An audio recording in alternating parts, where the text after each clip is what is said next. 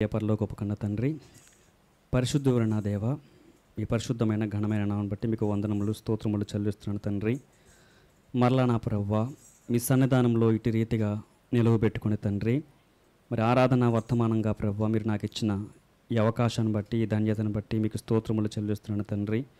ఇదిగో నా ప్రభువా, నిలబడి తండ్రి మాట్లాడుచుండగా తండ్రి, మరి చెప్పేటటువంటి మాటలు తండ్రి మీ అమూల్యమైన మాటలు కనుక ఇదిగో ప్రభువా, నా ఆత్మ అంతటినీ నా ప్రభువా మీ స్వాధీనంలో ఉంచుకుని తండ్రి, చక్కటి దైవ సంబంధమైనటువంటి మాటలు ప్రభువా మేము నేర్చుకునేలాగా సహాయం దయచేయండి. మీ యొక్క కుమారుల యొక్క మీ యొక్క భక్తుల ద్వారా ప్రభువా ఏ విధంగా మమ్మల్ని మంచి ఆరాధకులుగా ఉండాలని మీరు కోరుకుంటున్నారో తండ్రి, అటువంటి మంచి మాటలు ప్రభువా మరి నేను నేర్చుకునేలాగున, మీ బిడ్డలు నేర్చుకునేలాగున సహాయం దయచేయమని, మీ ఆత్మతో నన్ను నింపమని, కృప చూపించమని, అపవాద సంబంధమైన ఆటంకాలు దూరపరచమని క్రీస్తు యేసు నామమున ఈ ప్రార్థన అడుగుచున్నాను తండ్రి, ఆమెన్. మంచిదండి. మరలా దేవుడు నాకు ఇచ్చినటువంటి యొక్క అవకాశాన్ని బట్టి దేవునికి స్తుతులు స్తోత్రములు చెల్లిస్తున్నాను. కూడా వచ్చిన మీ అందరికీ కూడా ప్రభువైన క్రీస్తు యేసు నామమున నా ప్రత్యేకమైన వందనములు తెలియజేస్తున్నానండి. మరి ప్రతి ఆదివారము మరి ఆరాధన వర్తమానముగా మనము ఎన్నో విషయాలు మనం ధ్యానిస్తున్నాము. మరి దేవుని మందిరంలోకి వచ్చినప్పుడు మన ఆత్మనంతటిని కూడా ఎవరి స్వాధీనంలో ఉంచుకోవాలంటే దేవుని స్వాధీనానికే అప్పచెప్పాలి.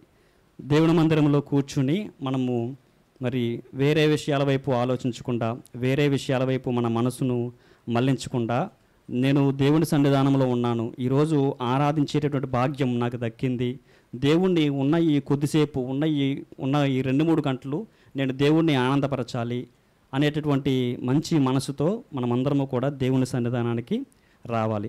వచ్చినటువంటి మనము ఇక ఎటువంటి ఆలోచనలు పెట్టుకోకుండా ఇంకా ఎలా ఉండాలంటే, మనము ఒక పని కొరకు మనం ఎలా అయితే నిబద్ధత కలిగి ఉంటామో, లేదంటే ఒక ప్రణాళిక ఏర్పాటు చేసుకుని దాన్ని కంప్లీట్ చేయడానికి ఏ విధంగా అయితే నిబద్ధత ఉంటామో, దేవుని మందిరంలో ఉన్నప్పుడు కూడా అట్టే సీరియస్నెస్గా మనం దేవుని సన్నిధానంలో ఉండాలండి. కాబట్టి మనం బైబిల్ గ్రంథంలోకి వెళ్ళి మరి ఈ దినము కూడా ఒక చక్కని భక్తుని గురించి మనము ధ్యానిద్దాం. 2వ దినవృత్తాంతుల గ్రంథము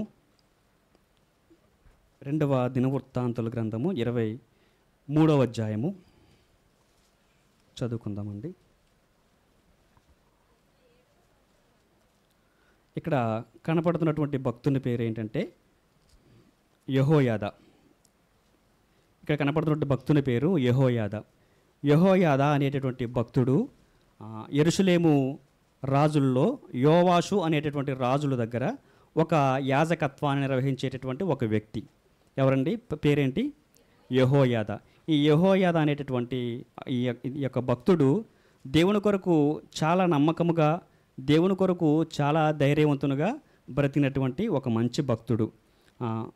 8వ అధ్యాయం 23వ అధ్యాయము 8వ వచనం చూద్దామండి. కాబట్టి లేవీయులను యూదా వారందరూ యాజకుడైన యెహోయాదా ఆజ్ఞ అంతటి ప్రకారము చేసిరి. చాలండి. యెహోయాదా అనేటువంటి భక్తుడు అక్కడ ఉన్నటువంటి ఆనాటి కాలంలో ఎవరి పాలనలో ఉన్నారంటే యోవాషు అనేటటువంటి రాజు పాలనలో ఉన్నారు. ఆ రాజు పాలనలో యెహోయాదా యాజకత్వాన్ని నిర్వహించేటటువంటి వ్యక్తి. ఆ పై వచనాలు మనం చూసుకుంటే 6వ వచనం చదవండి. యాజకులను లేవీయులలో పరిచారము చేయవారును తప్ప యెహోవా మందిరము లోపలికి మరి ఎవరును రాకూడదు. వారు ప్రతిష్ఠింపబడిన వారు కనుక వారు లోపలికి రావచ్చును, కానీ జనులందరూ యెహోవా ఇచ్చిన ఆజ్ఞ చొప్పున బయట ఉండవలెను. ఎందుకంటే ఒక దేవుని మందిరము కొరకు చాలా ప్రణాళిక ఏర్పాటు చేసుకునేటువంటి వ్యక్తిగా ఇక్కడ యెహోయాదా కనపడుతున్నాడు. ఎందుకంటే దేవుని మందిరము కొరకు చాలా సీరియస్నెస్గా ఉంటాడు. ఎవరు? యెహోయాదా. ఇంకా దేవుని మందిరము అనగానే ఇంకా వేరేటువంటి ధ్యాస పెట్టుకోకుండా అక్కడ ఉన్నటువంటి సైన్యాన్ని కానివ్వండి, అక్కడ ఉన్నటువంటి జనులను కానివ్వండి, అక్కడ ఉన్నటువంటి ప్రజలను కానివ్వండి, ఒక ప్రణాళిక ఏర్పాటు చేసి, ఒక ప్లానింగ్ ఏర్పాటు చేసి వారికి ఒక ఆజ్ఞను ఏర్పాటు చేస్తున్నాడు. అతను చెప్పినట్టు ప్రకారమే అక్కడ అవన్నీ కూడా జరగాలి. అలా ఏమండి 8వ వచనం అండి, ఇందాక చదివాం కదా. కాబట్టి లేవీయులను యూదా వారందరూ యాజకుడని యెహోయాదా ఆజ్ఞ అంతటి ప్రకారము చేసిరి. ఎందుకంటే అక్కడ ఉన్నటువంటి లేవీయులు కానివ్వండి, అక్కడ ఉన్నటువంటి ప్రజలు కానివ్వండి, ఎవరి ఆజ్ఞ చెప్పున చేశారు? యెహోయాదా ఆజ్ఞ చెప్పునే చేశారు. దేవుడు యెహోయాదాకి ఇచ్చినటువంటి ఒక గొప్ప ఆధిక్యత యాజకత్వం. ఆ యాజకత్వాన్ని ఎంత చక్కగా నిర్వహించాడంటే చాలా చక్కగా నిర్వహించాడు. అలాగే మరొక వచనం మనం చూసుకుందాం. అదే 24వ అధ్యాయము మొదటి వచనం అండి. యోవాషు ఏలనారంభించినప్పుడు 7 సంవత్సరములు ఈడుగలవాడే యెరూషలేములో 40 ఏండ్లు ఏలును. అతని తల్లి బయర్షెబా, కాపురస్తురాలైన జిబ్యా, యాజకుడైన యెహోయాదా బ్రతికిన దినములన్నయు యోవాషు యెహోవా దృష్టికి యథార్థముగా ప్రవర్తించును. ఏమండి, యెహోయాదా బ్రతికినంత యోవాషు క్షమించండి, యెహోయాదా బ్రతికినంత కాలములన్నీ కూడా యోవాషు ఎలా ప్రవర్తించాడంటే యథార్థముగా ప్రవర్తించాడు. అదే 3వ వచనం చూడండి.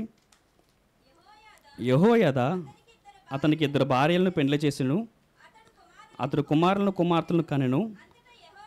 అంతటా యెహోవా మందిరమును బాగు చేయవలనని యోవాషునకు తాత్పర్యం పుట్టెను. ఇక్కడ ఉన్నటువంటి రాజు ఎవరండి? రాజు ఎవరు? యోవాషు. యోవాషునకు ఒక ఆలోచన కలిగింది. ఏంటంటే దేవుని మందిరము పాడైపోయింది. దేవుని మందిరము పాడైపోయినటువంటి ఆ మందిరాన్ని కట్టాలి అనేటటువంటి ఒక కోరిక అనేది కలిగినటువంటి వెంటనే అక్కడ ఉన్నటువంటి జనులకు ఆజ్ఞాపించాడు. చదవండి, 5వ వచనం చదవండి. అతడు యాజకులను లేవీలను సమకూర్చి, మీరు యూదా పట్టణములకు పోయి మీ దేవుని మందిరమును బాగు చేయుటకై ఇశ్రాయేలీయులందరి యొద్ద నుండి ధనమును ఏటేటా సమకూర్చుచు ఈ కార్యమును మీరు త్వరపెట్టవలనని వారికి ఆజ్ఞ ఇచ్చెను. వారు దాన్ని త్వరగా చేయకపోయినందున రాజు ప్రధాన యాజకుడకు యెహోయాదాను పిలిచి, ఆ దుర్మార్గులైన అతల్యా కుమారులు దేవుని మందిరమును పాడు చేసి యెహోవా మందిర సంబంధమైన ప్రతిష్టోపకరణములన్నిటినీ బయలుదేవత పూజకు ఉపయోగించిరి. అక్కడ ఒక ఆజ్ఞ ఇచ్చాడు యోవాషు. ఇదిగో మందిరాన్ని మీరు పూర్తి చేయాలి. ఈ మందిరాన్ని పూర్తి చేసిన తర్వాత పని ఎంతవరకు వచ్చిందో నాకు అప్పచెప్పాలి అనేటువంటి ఆజ్ఞ ఇచ్చాడు. కానీ అక్కడ ఉన్నటువంటి వారు ఆ పనిని పూర్తి చేయలేదు. పూర్తి చేయకపోతే వెంటనే ఎవరిని పిలిచాడండి? యెహోయాదాని పిలిచాడు. ఇదిగో వీళ్ళు మందిరపు పనిని పూర్తి చేయాలని చెప్పేసి ఆ పనిని యెహోయాదాకు అప్పచెప్పాడు. 8వ వచనం అండి. 10వ వచనం. కాగా అధిపతులందరూ జనులందరూ సంతోషముగా కానుకలు తీసుకుని వచ్చి చాలినంత మట్టుకు పెట్టెలో వేసిరి. ఆ తర్వాత మీరు ఈ యొక్క 24వ అధ్యాయము మొత్తం చదువుకుంటే మీరు ఇంటికి వెళ్ళిన తర్వాత ఆ అధ్యాయం అంతా మీకు అర్థమవుతుందండి. నేను ఉన్నంతలో నేను మీకు వివరిస్తున్నాను. అక్కడ యెహోయాదా కూడా కొంతమందికి ఆజ్ఞ ఇచ్చాడు. ఆజ్ఞ ఇచ్చిన ప్రకారముగా వారు కూడా చేశారు. అక్కడ ఏం జరుగుతుందంటే కానుకల యొక్క పరిచర్య అని జరుగుతుంది. కాగా అధిపతులందరూ జనులందరూ సంతోషంగా కానుకలు తీసుకుని వచ్చి చాలినంత మట్టుకు పెట్టెలో వేసిరి.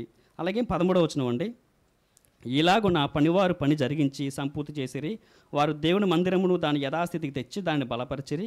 అది సిద్ధమైన తర్వాత మిగిలిన ద్రవ్యమును రాజు నొద్దుకుని యెహోయాదా యొద్దకుని తీసుకుని రాగా వారు దాని చేత యెహోవా మందిరపు సేవ యందు ఉపయోగపడినట్లు దహన బలులు అర్పించడం ఎందుకు ఉపయోగపడినట్లు ఉపకరణములను గరిటలను వెండి బంగారములు ఉపకరణములు చేయించిరి. యెహోయాదా అన్ని దినములు యెహోవా మందిరములో దహన బలులు నిత్యము అర్పింపబడును. అప్పటి వరకు యెహోయాదా యోవాషు రాజు కింద యాజకత్వాన్ని నిర్వహించేటువంటి వ్యక్తిగా ఉన్నాడు. అప్పటి వరకు చాలా చక్కగా పరిచర్య అనేది జరుగుతుంది. ఎక్కడ దేవుని మందిరము ఎక్కడైతే పాడైపోతుందో ఆ పాడైపోయినటువంటి దేవుని మందిరాన్ని మరలా తిరిగి కట్టాలని కొంతమందికి కొంత గ్రూపులను ఏర్పాటు చేసి పలానా వారికి ఆజ్ఞ ఇచ్చి, ఇదిగో మీరు ఈ పని చేయాలి, మీరు ఈ పని చేయాలని చెప్పేసి కానుకలను పరిచర్య చేసేవారు ఒకరికి, అలాగే ఆ మందిరము ప్రతిష్ఠించేటటువంటి వారికి ఒకరికి, ఇలా ఏంటంటే కొన్ని పనులను అప్పచెప్పాడు. అలాగే 15వ వచనం అండి. యెహోయాదా దినములు గడిచిన వృద్ధుడై చనిపోయెను. అతడు చనిపోయినప్పుడు 130 ఏండ్ల వాడు. అతడు ఇశ్రాయేలీయులలో దేవుని దృష్టికిని తన ఇంటి వారి దృష్టికిని మంచివాడై ప్రవర్తించును కనుక జనులు దావీదు పట్టణమందు రాజుల దగ్గర అతనిని పాతిపెట్టిరి. యెహోయాదా కాలం అయిపోయిందండి. యెహోయాదా కాలం అయిపోయిన అతను చనిపోయాడు. చనిపోయిన తర్వాత దేవుడు అతనికి ఇచ్చినటువంటి మంచి స్టేట్మెంట్ చూడండి. అతడు ఇశ్రాయేలీయులలో దేవుని దృష్టికిని తన ఇంటి వారి దృష్టికి నీ మంచివాడే ప్రవర్తించును కనుక జనులు దావీదు పట్టణమందు రాజుల దగ్గర అతనిని పాతిపెట్టిరి. దావీదు పట్టణం దగ్గర ఎవరిని పాతి పెడతారంటే రాజులను పాతి పెడతారు. కానీ యెహోయాదా ఎవరు? రాజు కాడు. కానీ ఎవరు? యాజకత్వాన్ని నిర్వహించేటటువంటి ఒక వ్యక్తి. అటువంటి స్థాయికి దేవుడు తనను హెచ్చించాడు. ఎందుకంటే అతను బ్రతికిన దినములన్నీ కూడా మంచి సాక్ష్యాన్ని పొందుకుని యెహోయాదా చనిపోయాడు. ఇప్పుడు యెహోయాదా ద్వారా మనం నేర్చుకోవాల్సిన విషయాలు ఏంటంటే అతను చాలా ధైర్యవంతుడు. ఎందుకంటే దేవుని మందిరం అనగానే పరిచర్య కొరకు ఇంకా వెనక ముందు ఆలోచించకుండా ఇంకా ఎటువంటి పరిస్థితి వచ్చినా కూడా మందిరము పూర్తి చేయాలి, మందిరము పూర్తి చేసిన వెంటనే దేవునికి నేను కృతజ్ఞతాస్తుతులు చెల్లించాలి అనేటటువంటి మంచి ఆలోచన కలిగినటువంటి వ్యక్తి ఈ యెహోయాదా. కాబట్టి ఏ సుగుణాలైతే యెహోయాదాలో ఉన్నాయో, ఇదిగో తను ఒక మంచి ధైర్యవంతుడు, దేవుని మందిరము అనగానే తనకున్నటువంటి సమస్తము కూడా అర్పించేటటువంటి ఒక మంచి వ్యక్తి యెహోయాదా. మరి ఈరోజు కూడా మనం ఆలోచిద్దాం. దేవుని మందిరము అనగానే మనం వస్తున్నాము, వాక్యాన్ని వింటున్నాము, వెళ్ళిపోతున్నాము. కానీ ఎటువంటి లక్షణాలు మనలో ఉన్నాయి? ఇగో యెహోయాదా లాంటి ఒక ధైర్యం మనలో ఉందా? ఒక పరిచర్య కొరకు ఒక కానుకల పరిచర్య కానివ్వండి, లేదంటే మందిరానికి ఏదైనా ఒక సహకారిగా ఉండేటటువంటి అవసరం కానివ్వండి, దేవుడు మనకిచ్చినటువంటి రీతిలో ఇప్పుడు నాకు ఏ తలాంత అయితే ఇచ్చాడో, మీకు ఏ తలాంత అయితే ఇచ్చాడో ఆ తలాంతుల ప్రకారంగా దేవుణ్ణి ఆరాధించేటువంటి మంచి ఆరాధికులుగా ఉండాలని దేవుడు కోరుకుంటున్నాడు. కాబట్టి యెహోయాదా ఎలా అయితే బ్రతికాడో, తన జీవితకాలం అంతయు ఒక మంచి సాక్షిగా, ఒక మంచి యాజకత్వాన్ని నిర్వహించేటువంటి ఒక వ్యక్తిగా ఏ విధంగా అయితే ఉన్నాడో, ఈరోజు కూడా మన బ్రతుకుల్లో కూడా ఒక మంచి ఆరాధకుడుగా దేవుడు ఉండాలని కోరుకుంటున్నాడు. కాబట్టి అటువంటి సుగుణాలు, అటువంటి లక్షణాలు మనం కలిగి ఉండి దేవుని ఆరాధిద్దామండి. ప్రార్థన చేసుకుందాం. ప్రేమ నమ్మకం కలిగిన నా ప్రియ పరలోకపు కన్న తండ్రి, మీ పరిశుద్ధమైన ఘనమైన నాన్న బట్టి మీకు వందనములు తండ్రి. ఇదిగో నా ప్రభువా, మీరు మీ భక్తుడైనటువంటి యెహోయాదా తను బ్రతికిన దినములన్నయు తండ్రి, ఇదిగో ప్రభువా, మరి మంచి ప్రవర్తన కలిగి మంచిగా ప్రభువా యాజకత్వాన్ని నిర్వహించి తండ్రి మరి మీ సన్నిధానానికి చేరి ఉన్నారు ప్రభువా. ఏ లక్షణాలు అయితే తండ్రి యెహోయాదాలో ఉన్నాయో తండ్రి, అటువంటి మంచి లక్షణాలు మేమును ధరించుకుని ఇదిగో ప్రభువా మంచి ఆరాధికులుగా మీరు ఉండాలని మీరు కోరుకుంటున్నారు కనుక అటువంటి మంచి ఆరాధికులుగా మేమందరము ఉండలాగిన సహాయం దయచేయమని క్రీస్తు యేసునామమున ఈ ప్రార్థన అడుగుచున్నాను తండ్రి. ఆమేన్. పూర్ణ మనస్సుతో పూర్ణ బలముతో మిమ్మును ఆరాధించుటకు మీరు మాకు అనుగ్రహింపచేసిన ఈ శ్రేష్టమైన సమయం అంతటి కొరకు స్తోత్రాలు, స్తుతులు, కృతజ్ఞతలు. ఇప్పటి వరకు ప్రభా సమయం అంతటిలో తోడుగా ఉన్నారు. మిమ్మను ప్రభా ఘనపరచుటకు, ఆరాధించుటకు అవకాశం ఇచ్చారు. మరలా తిరిగి ప్రభా ఈ రెండవ వర్తమానము ద్వారా మేము బలపరచబడి మీ యందు విశ్వాసముతో స్థిరముగా ఫలించున్నట్లుగా మీ సహాయమును మాకు అందించి కనికరించమని, ఆటంకముగా అభ్యంతరంగా ఉన్న వాటిని దూరపరిచి మా హృదయపు అంతరంగ స్వభావం మిమ్మల్ని ఘనపరిచే అనుభవాలు దయ చూపించమని కోరుతూ క్రీస్తు యేసునామమున అడుగుచున్నాము తండ్రి. ఆమెన్. మంచిది. ప్రభు యొక్క నామాన్ని బట్టి, ప్రభు యొక్క కృపను బట్టి, ప్రభు యొక్క ప్రేమను బట్టి మనందరము కలిసి మరలా ఆరాధనలో పాలుపంపులు పొందుకునే అవకాశాన్ని మనకు కలిగించిన దేవుణ్ణి స్తుతిస్తూ మరొకసారి మీకు అందరికీ వందనాలు. లూకా సువార్త 18వ అధ్యాయం. మీ బైబిల్ తీయండి. లూకా సువార్త 18వ అధ్యాయం 15వ వచన భాగము నుండి నేను చదువుతున్నాను. మీరు తమ శిశువులను ముట్టవలెనని కొందరు ఆయన యొద్దకు వారిని తీసుకుని రాగా ఆయన శిష్యులు అది చూచి తీసుకుని వచ్చిన వారిని గద్దించిరి. అయితే యేసు వారిని తన యొద్దకు పిలిచి చిన్న బిడ్డలను ఆటంకపరచక వారిని నా యొద్దకు రానియుడి. దేవుని రాజ్యము ఎలాంటి వారిది? చిన్న బిడ్డ వలె దేవుని రాజ్యము అంగీకరింపని వాడు దానిలో ఎంత మాత్రమును ప్రవేశింపడని మీతో నిశ్చయముగా చెప్పుచున్నాను అనెను. ఎలాంటి వారిదే అన్నడమ్మలగని దేవుని రాజ్యము ఎలాంటి వారిదే. ఎలాంటి వారిది అన్నాడు? చిన్న బిడ్డలని. ఇక్కడ వాక్య భాగంలో మనం చదువుకుంటే యేసుక్రీస్తు ప్రభువారు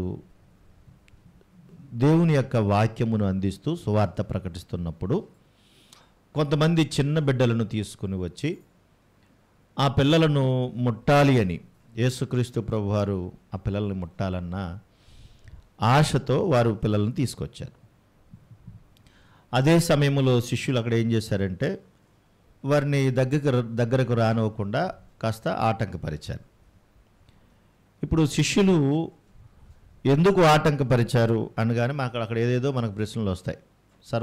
సాధారణంగా సువార్తకు ఇబ్బంది కలిగించేటప్పుడు అక్కడ ఏదైనా ఆటంకమయ్యి మరలా యేసుక్రీస్తు ప్రభువారి యొక్క సమయం వృధా అవుతుందనో ఇబ్బంది అవుతుందన్న ఉద్దేశంతోనో వాళ్ళు రానివ్వకుండా ఉండొచ్చు. అంతే తప్ప వాళ్ళ మీద ద్వేషం అయితే కాదు. అయితే యేసుక్రీస్తు ప్రభువారు మాత్రం శిష్యువులను నా దగ్గరకు మీరు తీసుకుని రానివ్వండి, వారిని ఆటంకపరచొద్దు అని అన్నాడు. ఇప్పుడున్న పరిస్థితుల్లో ప్రపంచవ్యాప్తంగా ఇక్కడ కాదు, మన పెనుమంట్రలోనో మన ఆంధ్రప్రదేశ్లోనో కాదు, ప్రపంచవ్యాప్తంగా కూడా చిన్నపిల్లల విషయంలో ఎక్కువ అశ్రద్ధ ఉన్న మాట వాస్తవం. ఎందుకు అనంటే మన ప్రాంతాల్లో కూడా మీరు చూడండి, ఎటు చూసినా ఏ ప్రాంతంలో చూసినా అడుక్కునే పిల్లలు ఉన్నారు. తర్వాత ఒక గాంధీ తాతలాగానో లేదంటే ఇంకో సుభాష్ చంద్రబోస్ లాగానో వేషం వేసుకుని అడుక్కునేటువంటి పరిస్థితుల్లోనో చాలామంది పిల్లలు ఉన్నారు. ఎందుకు వీళ్ళందరూ ఇలాగ అయిపోయారంటే పిల్లల్ని పట్టించుకోకపోవడం ప్రధానంగా. అలాగే పిల్లల్లో చాలామంది పిల్లల్లో వ్యభిచార గృహాలకు అమ్మివేయబడ్డారటండి. ఎక్కడ? వ్యభిచార గృహాలకు అమ్మివేయబడ్డారు. చిన్న వయసులోనే ఆడబిడ్డలకు 10-11 సంవత్సరాలు నిండకుండానే వాళ్ళకు కొన్ని ఇంజెక్షన్స్ ఇచ్చేసి అవయవాలు పరిపక్వత రాకుండా బలవంతంగా వచ్చేటట్టుగా. మీకు ఇలా చెప్తాను, బాగా అర్థమవుతుంది. ఇప్పుడు కోడి ఎదగాలంటే ఎన్ని సంవత్సరాలు పడుతుంది, ఎన్ని నెలలు పడుతుంది, ఎన్ని వారాలు పడుతుంది? సహజంగా కనీసం ఎన్ని రోజులు పడుతుంది అమ్మా? ఒక కోడి మంచిగా ఎదిగి ఫలించాలంటే ఎన్నాళ్ళు పడుద్ది? ఓ 2 నెలల, కనీసం ఒక 2-3 నెలలు మంచిగా, అంటే మామూలుగా అయితే. కానీ ఇప్పుడు ఎన్ని రోజులు కోడి తయారైపోతుంది? సుమారుగా నెల రోజులు తిరగకుండానే కోడి తయారైపోతుంది. సన్నగా బక్కగా ఉన్న కోడి ఒకేసారి బొద్దుగా అయిపోయి ఇంత లావు అయిపోయి విచిత్రంగా తయారైపోతుంది. కారణం ఏంటంటే వాటికి కొన్ని రకాల స్టెరాయిడ్ ఇంజెక్షన్స్ ఇవ్వడం వల్ల అవి ఉన్నట్టుండి సడన్గా పెరిగిపోతున్నాయి. అవి అలాగే మనుషులకు ఇచ్చి చిన్న పిల్లలుగా ఉన్నటువంటి వారిని వాళ్ళు 10-11 సంవత్సరాల్లోనే ఒక 20-25 సంవత్సరాల వయసున్న అమ్మాయి వల్లే తయారు చేసేస్తున్నారు. మొన్న మధ్య హైదరాబాద్ ప్రాంతంలో కూడా చాలామందిని పట్టుకున్నారు. అంటే ఏమిటి అంటే చిన్నపిల్లలను పట్టించుకోకపోవటం, వారి పట్ల శ్రద్ధ కలిగి ఉండకపోవటం, వారిని విడిచిపెట్టేయటం, వాళ్ళు పెద్ద ఇంపార్టెన్స్ కాదులే అన్నట్టుగా ఉండడం. అప్పుడప్పుడు మీటింగ్స్లో మనం కూడా ఈ ఆటోలో పిల్లలు ఇబ్బంది పెడుతున్నారనో లేదా ఇంకోటి ఇబ్బంది పెడుతున్నారనో ఇలా మాన్పించేయండి అని వారు మనోళ్ళే కదా. పిల్లలు లేకుండా అసలు ఏ పరిచర్య, ఏ కార్యక్రమం ఉండకూడదు. అంటే పిల్లలను అంత అశ్రద్ధగా చూసి వాళ్ళని పట్టించుకోకుండా వారిని ఇది పెద్ద పరిచర్య కాదు అన్నట్టుగా వాళ్ళని వదిలేయడం వల్ల వాళ్ళల్లో విపరీతమైనటువంటి ద్వేషభావాలు పెరిగి నశించిపోయిన వాళ్ళు కూడా ఉన్నారు. మనకు తెలుసు, హిట్లర్ అనేటువంటి వాడు జర్మనీ నియంత అంటారు. అతనిని స్కూల్లో టీచర్లు సరిగా పట్టించకపోవటం వల్ల, అతన్ని అశ్రద్ధగా చూడడం వల్ల, లేదంటే అతన్ని అంటరానోళ్ళలాగా చూడడం వల్ల అతడు ఒక నియంతలాగా మారి చాలామందిని చంపేశాడు. ఒక నరహంతకుడిగా మారిపోయాడు. అంటే చిన్న వయసులో ఏ ప్రభావం అయితే వాళ్ళ మీద పడుతుందో అదే ప్రభావం వాళ్ళు ఎదిగే కొలది కూడా ఉంటుంది.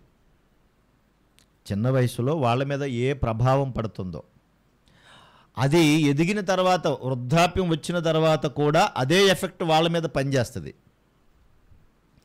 అందరూ ఒకలాగే ఉండరు, అందరూ ఒకలాగే ఆలోచించరు. వారి వారి మనస్తత్వాలు వేరువేరుగా ఉంటాయి. కానీ వాళ్ళని పట్టించుకోవాలి. ఒక ఆయన ఇలాగ అన్నాడు, చిన్నపిల్లల మనస్సు ఒక బ్లాక్ బోర్డ్ లాంటిది, ఒక బ్లాక్ బోర్డ్ లాంటిది. అంతే, నాయన రాజశేఖర్ అక్కడ రాజశేఖర్ అంటే ఏంటి అనంటే, అది నల్లగా ఉన్నటువంటి ఆ బోర్డు మీద మనం ఏదన్నా రాస్తే ఏదైతే రాసామో అదే వాళ్ళ మనసులో ముద్రింపబడుతుంది. నేను గడిచిన బుధవారం అనుకుంటా క్లాసులో చెప్పాను, నీ హృదయం అనే పలక మీద ఏదైతే రాయబడిందో అది ప్రేమ కావచ్చు, ద్వేషం కావచ్చు. ప్రేమ అనేది నువ్వు రాస్తే ప్రేమ అనేది డెవలప్ అవుతుంది. బుధవారం క్లాసులో చెప్పాను కదా మీకు.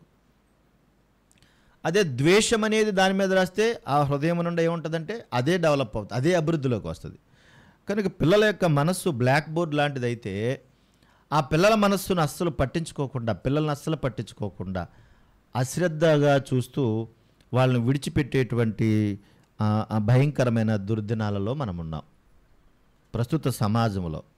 అందుకే ఇప్పటికీ కూడా మన కళ్ళెదురుగుండా బెగ్గర్స్గా ఉండి పాపం అమ్మ ఒడిలో ఉండి ఆడుకోవలసిన వయసులో ఉన్నటువంటి బిడ్డలు, స్కూల్కి వెళ్ళి చదువుకుని మంచి ప్రయోజకులుగా ఉండాల్సినటువంటి బిడ్డలు కూడా అడుక్కునే పరిస్థితుల్లో ఉన్నారు. అలాగే చాలామంది బాల కార్మికులుగా మారిపోయారు. బాల కార్మికులు అంటే పని చేసుకునేవారుగా మారిపోయారు. ఇంట్లో పరిస్థితులు బాగోకో, ఇంట్లో సరిగా చూడకపోవడం వల్ల, పట్టించుకోకపోవడం వల్ల, లేదంటే ఇంట్లో తండ్రి తాగుబోతుడుగా ఉండి పిల్లల్ని పట్టించుకోకపోతే గతి లేని పరిస్థితుల్లో పనిలోకి వెళ్ళో ఇలాగ బాల కార్మికులుగా మారిపోయారు పిల్లలు. కొంతమంది ఏమో అడుక్కునే వాళ్ళుగా, కొంతమంది ఏమో బాల కార్మికులుగా, కొంతమంది వ్యభిచారులుగా.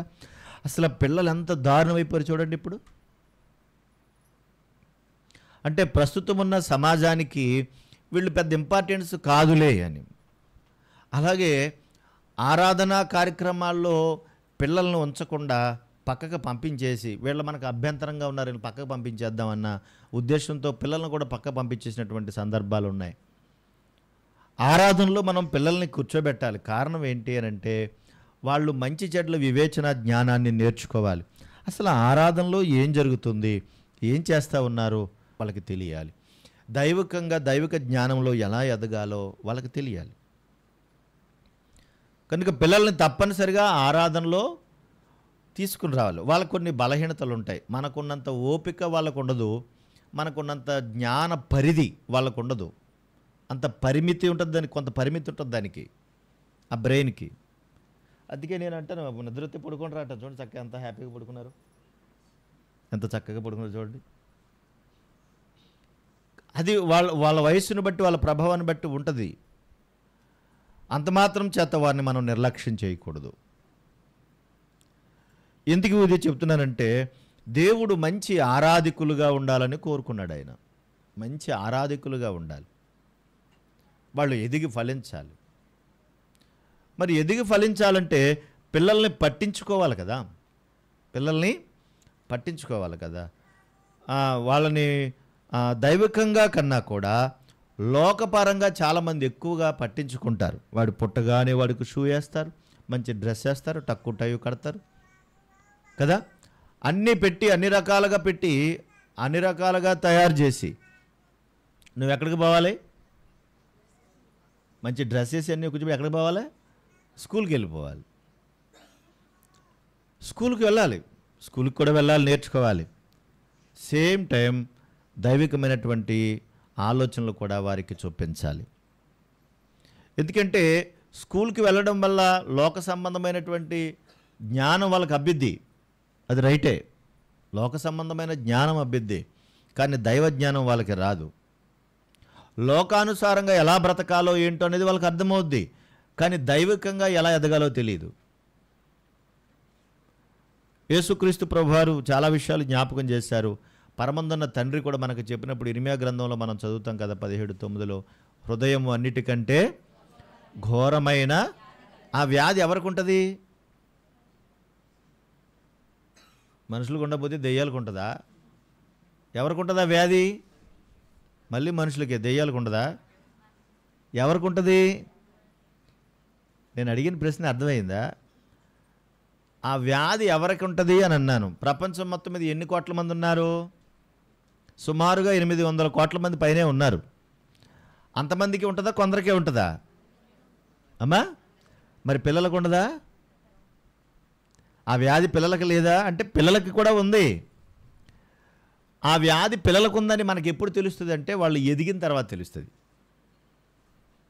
ఘోరమైన వ్యాధి పిల్లలకు కూడా ఉంది. పుట్టినప్పుడు వాళ్ళకు ఉందన్న సంగతి వాళ్ళకే తెలియదు, వాళ్ళకి ఇది ఉందన్న సంగతి మనకు కూడా తెలియదు. వాళ్ళు ఎదిగిన తర్వాత వాళ్ళ అభిప్రాయాలు, వాళ్ళ యొక్క రుచులు, వారి పద్ధతులు ఏమున్నాయనేది ఎదిగి కొలిది బయటపడతా ఉంటాయి. అందుకే వాడు చూడు, మామిడికాయ చూడగానే ఒక్కొక్కడు ఎగేసుకుంటూ వస్తాడు, వాడికి జాంకాయ నచ్చదు. జాంకాయ నచ్చదని ఎప్పుడు తెలిసింది మనకి? వాడు ఎదిగేటప్పుడే తెలిసింది. పుట్టగానే జాంకాయ పెట్టేసేవేంటి? పెట్టలేదు కదా. కనుక ఎదిగాక తెలిసింది వాడి అభిరుచులు ఏంటి, వాడి పద్ధతులు ఏంటి, వాడు ఎలా ఉన్నాడు, ఎదిగిన తర్వాత తెలిసింది.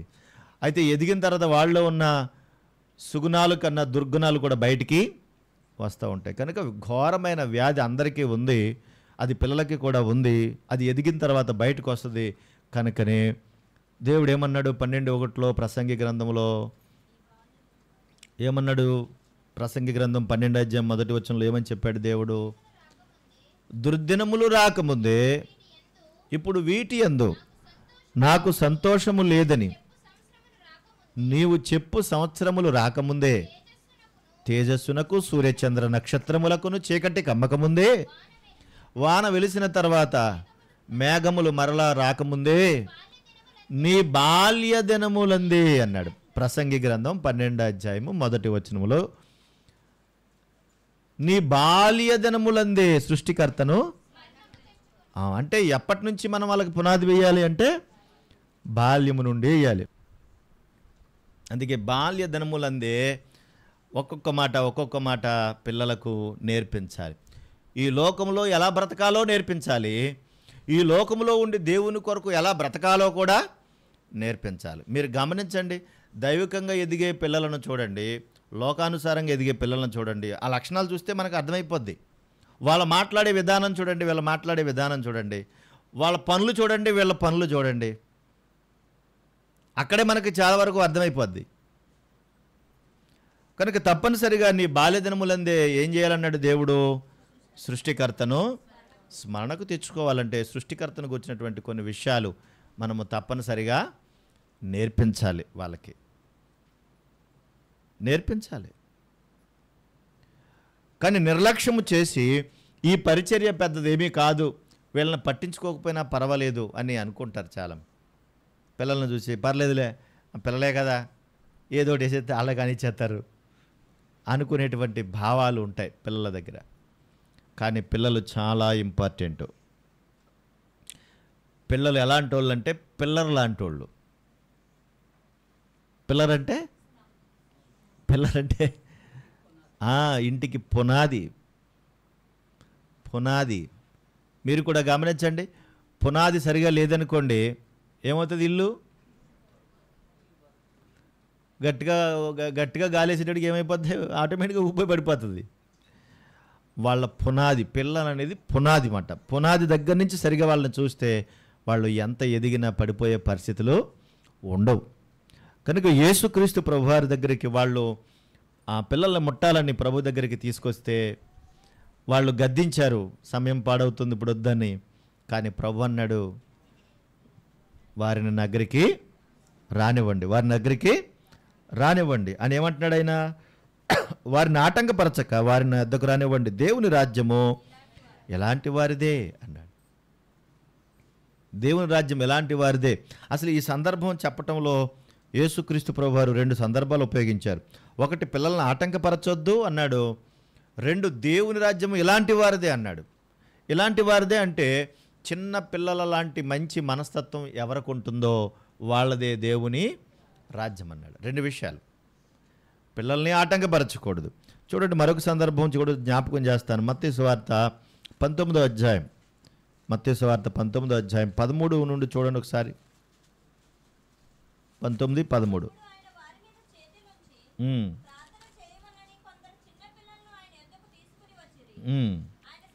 ఆయన శిష్యులు తీసుకుని వచ్చిన వారిని గద్దింపగా యేసు చిన్న పిల్లలను ఆటంకపరచగా వారిని వద్దకు రానివ్వండి, పరలోక రాజ్యం ఇలాంటి వారిదని చెప్పి వారి మీద చేతులుంచి అక్కడి నుండి వెళ్ళిపోయాను.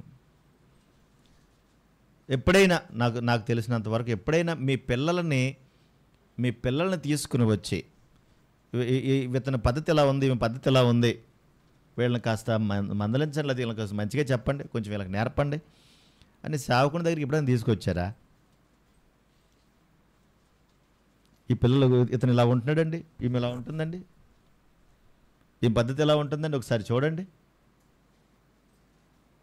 ఒకసారి మీరు మాట్లాడండి వీళ్ళ కోసం.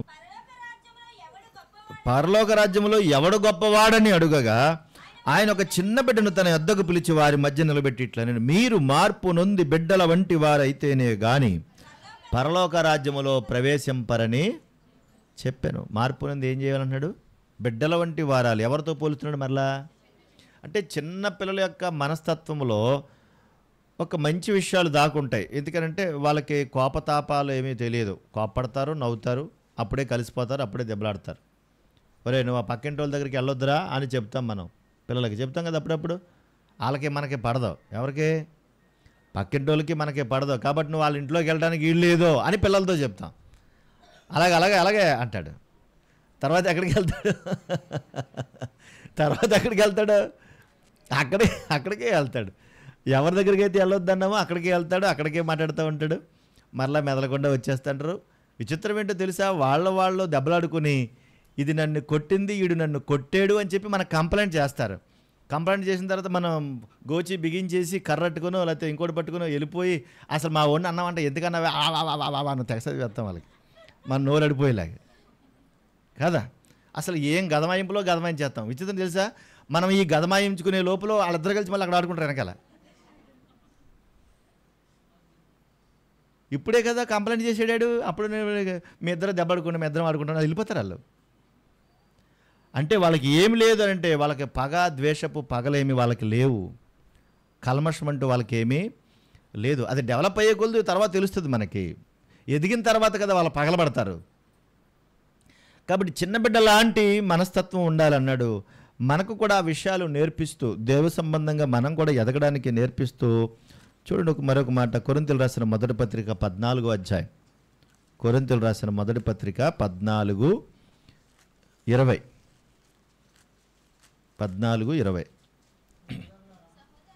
సహోదరులారా, మీరు బుద్ధి విషయమై పసిపిల్లలు కాక అన్నాడు. జాగ్రత్తగా వినాలి, ఇక్కడ అర్థం చేసుకోవాలి ఈ మాట.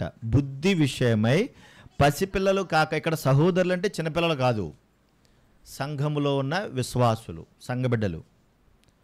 సహోదరులారా, మీరు బుద్ధి విషయమై పసిపిల్లలాగా ఉండకండి. మీరు ఎదిగిన పిల్లలు, మీరు పెద్దవాళ్ళు, మీరు విశ్వాసులు. కాబట్టి మీకు మంచి చెడ్డ వివేచన జ్ఞానం చాలా అవసరం. ఎక్కడ ఎలా ప్రవర్తించాలో, ఎవరితో ఎలా మాట్లాడాలో, ఎక్కడ సువార్త అందించాలో, ఎక్కడ మౌనంగా ఉండాలో, ఇది మీకు అవసరం. ఆ విషయంలో మీరు పసిపిల్లలాగా ఉండకూడదు అన్నాడు. మనం రివర్స్, చెప్పకూడని చోటేమో సువార్త అందిస్తాము, పాట పాడకూడని చోట పాట పాడతాం, చెప్పకూడని చోట చెప్తాం. మనకు అర్థం కాక, మనకు ఆ గ్రహింపు లేక, అందుకే అందరూ మనల్ని తిడతారు. అప్పుడు లేని తగాద తెచ్చిపెట్టుకుంటాం.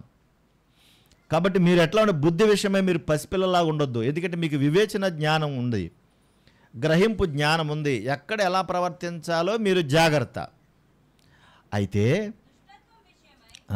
దుష్టత్వం విషయమై శిశువులుగా ఉండండి. దుష్టత్వం విషయంలో ఎలా ఉండాలి అంటే శిశువులుగా ఉండండి. దుష్టత్వం అంటే అది మంచిదా పాపమా? దుష్టత్వం అంటే ఎలాంటిది? పాపమే కదా అది. కనుక ఆ విషయంలో మాత్రం మీరు ఎలా ఉండాలంటే శిశువులుగా ఉండండి. శిశువులకి దుష్టత్వం ఉంటుందా? ఉండదు. కాబట్టి పసిపిల్లలు, శిశువులు, బాల్యములో ఉన్నటువంటి బిడ్డలు, వీళ్ళందరూ కూడా శ్రేష్టమైన వారు. ఎందుకో తెలుసా? గర్భఫలము దేవుడిచ్చు బహుమానం అన్నాడంటే దేవుని యొక్క బహుమానాలను బిడ్డల రూపంలో మనందరికీ ఇచ్చాడు. దేవుని బహుమానాలను బిడ్డల రూపంలో దేవుడు మనందరికీ ఇచ్చాడు.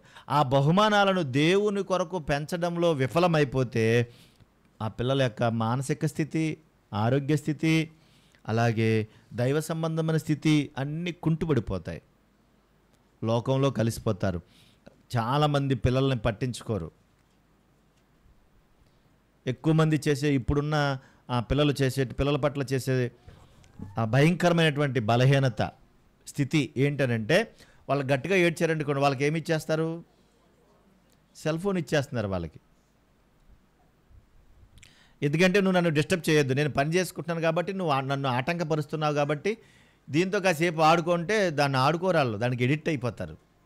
ఆ ఫోన్ చూడగానే ఆ తెర మీద ఏంటేంటో కనపడుతుంటే వాళ్ళకి తెలియని మనసులో ఏదేదో అయిపోతుంది వాళ్ళకి, ఇంకా అందులో ఇరుక్కుపోతారు. అర్థం చేసుకోవాలి. ఒక తల్లి ఫోన్ ఆన్ చేసుకుని ఫోరన్ వీడియోలు చూస్తుందట. ఆ వీడియోలు చూస్తూ చూస్తూ ఆ పక్కన పెట్టి ఏదో ఎవరో పిలిచారని చెప్పి పక్కన పెట్టి అటు వెళ్ళిపోయింది. ఈలోగా కొడుకు అక్కడికి వచ్చాడు. అమ్మ ఏం చూస్తుంది ఏంటని చెప్పి ఆ ఫోన్ ఓపెన్ చూస్తే ఆ ఫోన్లో చూడకూడడం అన్నీ కనబడుతున్నాయి. అవన్నీ చూసి ఎడిక్ట్ అయిపోయాడు. చిన్న వయసులో చూడకూడని వీడియోలన్నీ చూసి ఎడిక్ట్ అయిపోయి తన చెల్లి మీద పడ్డాడు. వెళ్ళి చిన్న బిడ్డ, వీడు చిన్నోడే. అర్థం చేసుకోవాలి. చిన్న పిల్లల యొక్క మనస్తత్వంలో నువ్వు ఏది రాస్తే అదే వాళ్ళ మనసులో ముద్రింపబడుతుంది. వాళ్ళని పట్టించుకోవాలి. ఎవరమైనా, నువ్వైనా నేనైనా, ఒక 90-80 సంవత్సరాలు వచ్చిన ముసలోడు ముసలమ్మైనా కూడా చిన్న వయసులోంచి వచ్చిన వాళ్ళే కదా. కాదు ఒకేసారి పెద్దవాళ్ళు అయిపోయారు ఆదంలాగా. చిన్న వయసులోంచి వచ్చిన వాళ్ళే కదా. కాబట్టి ఎంత కేర్ తీసుకోవాలో వాళ్ళ పట్ల, ఎంత శ్రద్ధ తీసుకోవాలో. ప్రస్తుతం ఉన్న సమాజంలో అయితే ఒక భయంకరమైన స్థితి కొనసాగుతూ ఉంది. దాన్ని మాటలతో చెప్పడానికి నాకు వీలు అవ్వట్లేదు, దాన్ని ఎలా చెప్పాలని. అంత స్థితి దాగి ఉంది ఇప్పుడు. ఎడిట్ అయిపోయారు. మొన్న ఒక 4 రోజుల క్రితం కూడా ఒక వీడియో వచ్చింది, మరి మీరు న్యూస్లో కూడా వచ్చింది, ఎంతమంది చూశారో నాకు తెలియదు. కానీ ఒక యవనస్తురాలు క్లాసులో ఆడుతుందని, ఫోన్తో ఉంటుందని, చదవకుండా ఫోన్తో ఆడుతుందని వాళ్ళ టీచర్ ఫోన్ లాక్కుంది. నువ్వు ఎందుకు ఆడుతున్నావని. ఫోన్ లాక్కుంటే క్లాస్ రూమ్లో నుంచి వెంటాడుతూ ఆ టీచర్ కూడా పడింది. నువ్వు ఎవత్తవే అంటుంది. ఎవరిని? ఆ లెక్చరర్ని, కాలేజ్ అమ్మాయి. నా ఫోన్ తీసుకుంటాకి నీకు హేమక్కుందే, అసలు నువ్వు ఎవత్తవే, ఇంకా నోటితో చెప్పలేం, బూతులు తిడుతుంది, పచ్చి బూతులు తిడుతుంది దాన్ని. నువ్వు నా ఫోన్ ఇస్తావా ఇవ్వవా, లేకపోతే చెప్పు తీసి కొడతానంటుంది లెక్చరర్ని. మీరు అర్థం చేసుకోవాలి ఏ స్థాయికి, ఏ తారస్థాయికి వెళ్ళిపోతారు వీళ్ళంతా. ఎలా కొడతావే చూడతాను, కొట్టవే నువ్వు అంటే అంతే, ఇంకా చెప్పు తీసుకుని కొట్టేస్తుంది, ఆ లెక్చరర్ని కొట్టేస్తుంది. ఒకప్పుడు పిల్లల దగ్గర ఎలా ఉండేవారు, టీచర్ల దగ్గర పిల్లలు ఎలా ఉండేవారు. మాకు రింగుల మాస్టర్ అని ఒక ఆయన ఉండేవాడు. రింగుల మాస్టర్, పెద్ద పెద్ద రింగులు ఉండి ఆయనకి. రింగుల మాస్టర్ ఉన్నాడు. మేము చదువుకున్నప్పుడు, నేను 3rd class, 4th class, 5th class చదువుకునేటప్పుడు రింగుల మాస్టర్ ఉండేవాడు మాకు. ఆ రింగుల మాస్టర్ పొట్ట మీద ఇలా పట్టుకుని ఇలా తిప్పివాడు రింగులాగా. ఇలా తిప్పుతుంటే మ్యాటరో అలా లేచిపోయేవాళ్ళం పైకి. ఇలా పైకి లేచిపోయేవాళ్ళు అలా తిప్పుతుంటే. మా అమ్మ మా నాన్న ఎప్పుడు వచ్చి మా ఓని రింగ్ తిప్పినట్టు తిప్పారంట యా అని అడగలేదు ఎప్పుడు. ఇంకా తిప్పని పర్లేదని ఇప్పుడు. ఆ రోజున ఎంత ఆనందంగా ఉండేవారండి. టీచర్లు కూడా అంత బాగుండేవారు, పిల్లలకు కూడా అంత ఫ్రీడమ్ ఉండేది, టీచర్లకు అంత ఫ్రీడమ్ ఉండేది. ఎవరైనా ఏమన్నా కొట్టిన ఏమన్నా చేసినా ఏం మాట్లాడేవారు కాదు. కారణం ఏంటంటే నెమ్మది ఈ సోషల్ మీడియా వచ్చిన తర్వాత మరీ దారుణంగా తయారైపోయారు. ఆ రింగుల మాస్టర్ రిటైర్డ్ మాకు ఇక్కడి నుంచి ట్రాన్స్ఫర్ చేసేసారు. ఆయన్ని చేసేస్తే వేరే చోటకి వెళ్ళిపోతున్నాడు. పిల్లలందరూ పట్టుకుని అయ్యా మమ్మల్ని ఎలా తిప్పుతారు ఇప్పుడు, మరి మమ్మల్ని తిప్పుకోవాలి ఎవరు, మీరు వెళ్ళిపోతే. అందరూ పట్టుకుని గొల్లుమని ఏడ్చారండి. పిల్లలందరూ ఏడ్చాము ఆ రోజు, మీరు వెళ్ళొద్దు మాస్టర్ అండి అని. అర్థం చేసుకోవాలి. ఏ స్థాయి నుండి ఏ స్థాయికి వెళ్ళిపోతుందంటే లోక సంబంధంగా, భౌతిక సంబంధంగా అన్ని విషయాల్లో ఫెయిల్ అయిపోయారు. కనుకనే ఇది చాలా భయంకరంగా తయారైపోయింది. పరిస్థితులు బాగాలేదు, భయంకరంగా. అంటే ఏ విధంగా సమాజంలో క్రైస్తవం సంబంధించినటువంటి బిడ్డలు కూడా ఉన్నారనంటే వాళ్ళ స్థితిగతులు కూడా బాగాలేదు. అమ్మ ఆ బాక్స్ కొద్దిగా ఇలా తిప్పమ్మ, నా ఇంటికి ఇలా తిప్పు సరిపోద్ది. ఒకవేళ లోకస్తులు తిప్పంపర్లేదు, లోకస్తులు ఉన్నటువంటి విషయాల్లో ఒకవేళ అలాగే ఉన్నారని ఒకవేళ మనం అనుకుంటే, మరి దైవికంగా ఉన్నటువంటి బిడ్డల సంగతులు ఏంటి, బైబిల్ పట్టుకున్నటువంటి బిడ్డల సంగతులు ఏంటి, వారి పట్ల ఎంత అశ్రద్ధ కలిగి ఉన్నామో అర్థం చేసుకోవాలి. నువ్వు ఇలా రాకపోయినా పర్లేదురా, నువ్వు పనిలోకి వెళ్ళిపో, నువ్వు ఇలా రాకపోయినా పర్లేదు, నువ్వు కాలేజీకి వెళ్ళిపో, నువ్వు ఇలా రాకపోయినా పర్లేదు, స్కూల్కి వెళ్ళిపో. నువ్వు అన్నీ నేర్చుకోవాలి.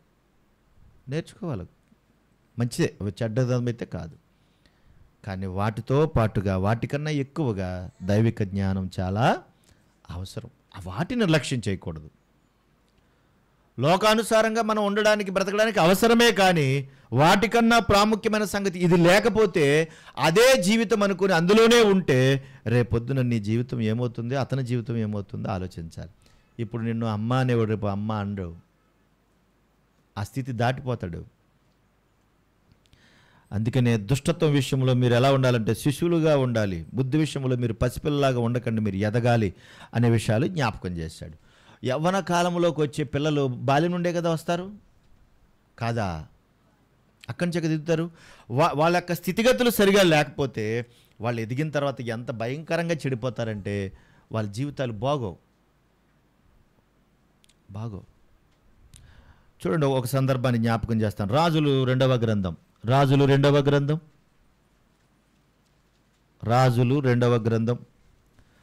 2వ అధ్యాయం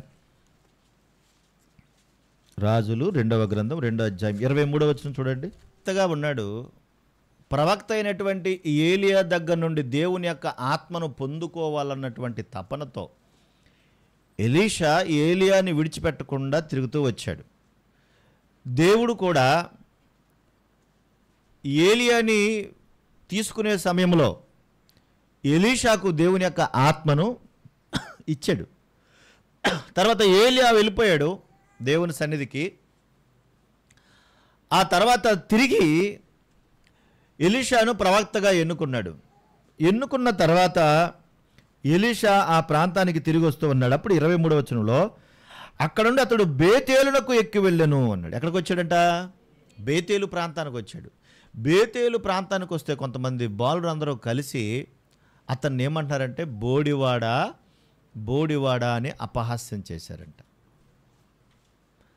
మరి అతనికి బోడిగుండేమో మనకి తెలియదు కాబట్టి బోడివాడా అని అపహాస్యం చేశారు. మీరు అర్థం చేసుకోవాలి, బేతేలు యొక్క ప్రాంతం ఎందుకు ఆ ప్రాంతంలో అలా ఉన్నారు అనంటే, ఆ ప్రాంతంలో ఇశ్రాయేలు మొత్తం విడిపోయిన తర్వాత ఎన్ని సంవత్సరాలు వాళ్ళు కలిసి ఉన్నారంటే 3 రాజుల కాలంలో కలిసి ఉన్నారు కదా వాళ్ళు. మొట్టమొదటి రాజు ఎవరు ఇశ్రాయేలు ప్రజలకి? సౌలు గారు. సౌలు రాజుగా ఉన్నప్పుడు అందరూ కలిసే ఉన్నారు. తర్వాత రెండవ రాజు దావీదు గారు ఉన్నప్పుడు అందరూ కలిసే ఉన్నారు. తర్వాత మూడో రాజు సొలొమోను గారు ఉన్నప్పుడు కూడా అంతమంది కలిసే ఉన్నారు. తర్వాత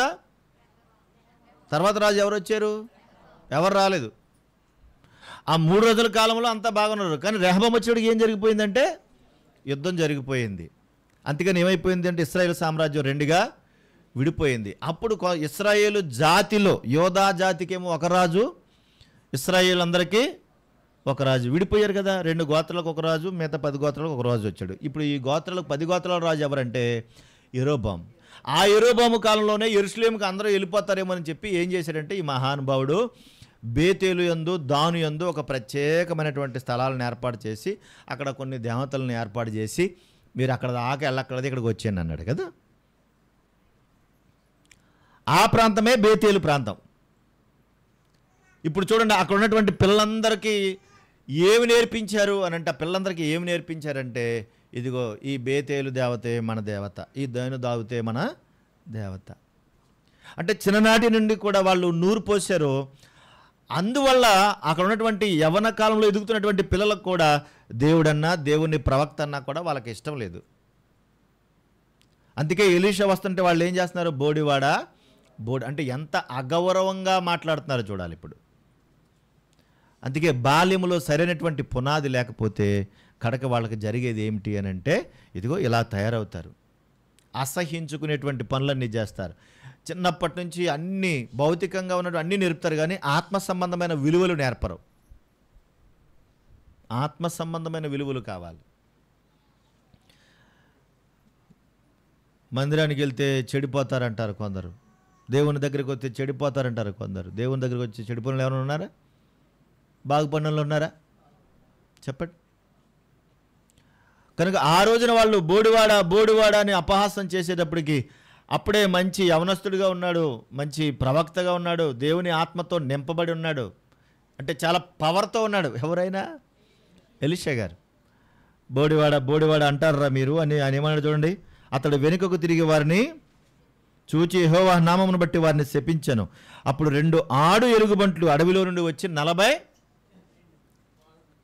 ఇద్దరిని ఏం చేశాయి? చీల్చి చెండాడి చంపేశాయి. ప్రవక్తని అపహాస్యం చేసినందుకు ప్రవక్త కోపగిస్తే ఆ కోపానికి 2 ఆడ ఎలగబంట్లు వచ్చి ఏం చేసినట్టే 42 మందిని చీల్చి చెండాడి చంపేసినాయి. ఏం అర్థం చేసుకోవాలి దీనివల్ల అనంటే, దేవుణ్ణి అపహాస్యం చేసేటువంటి తరం అది.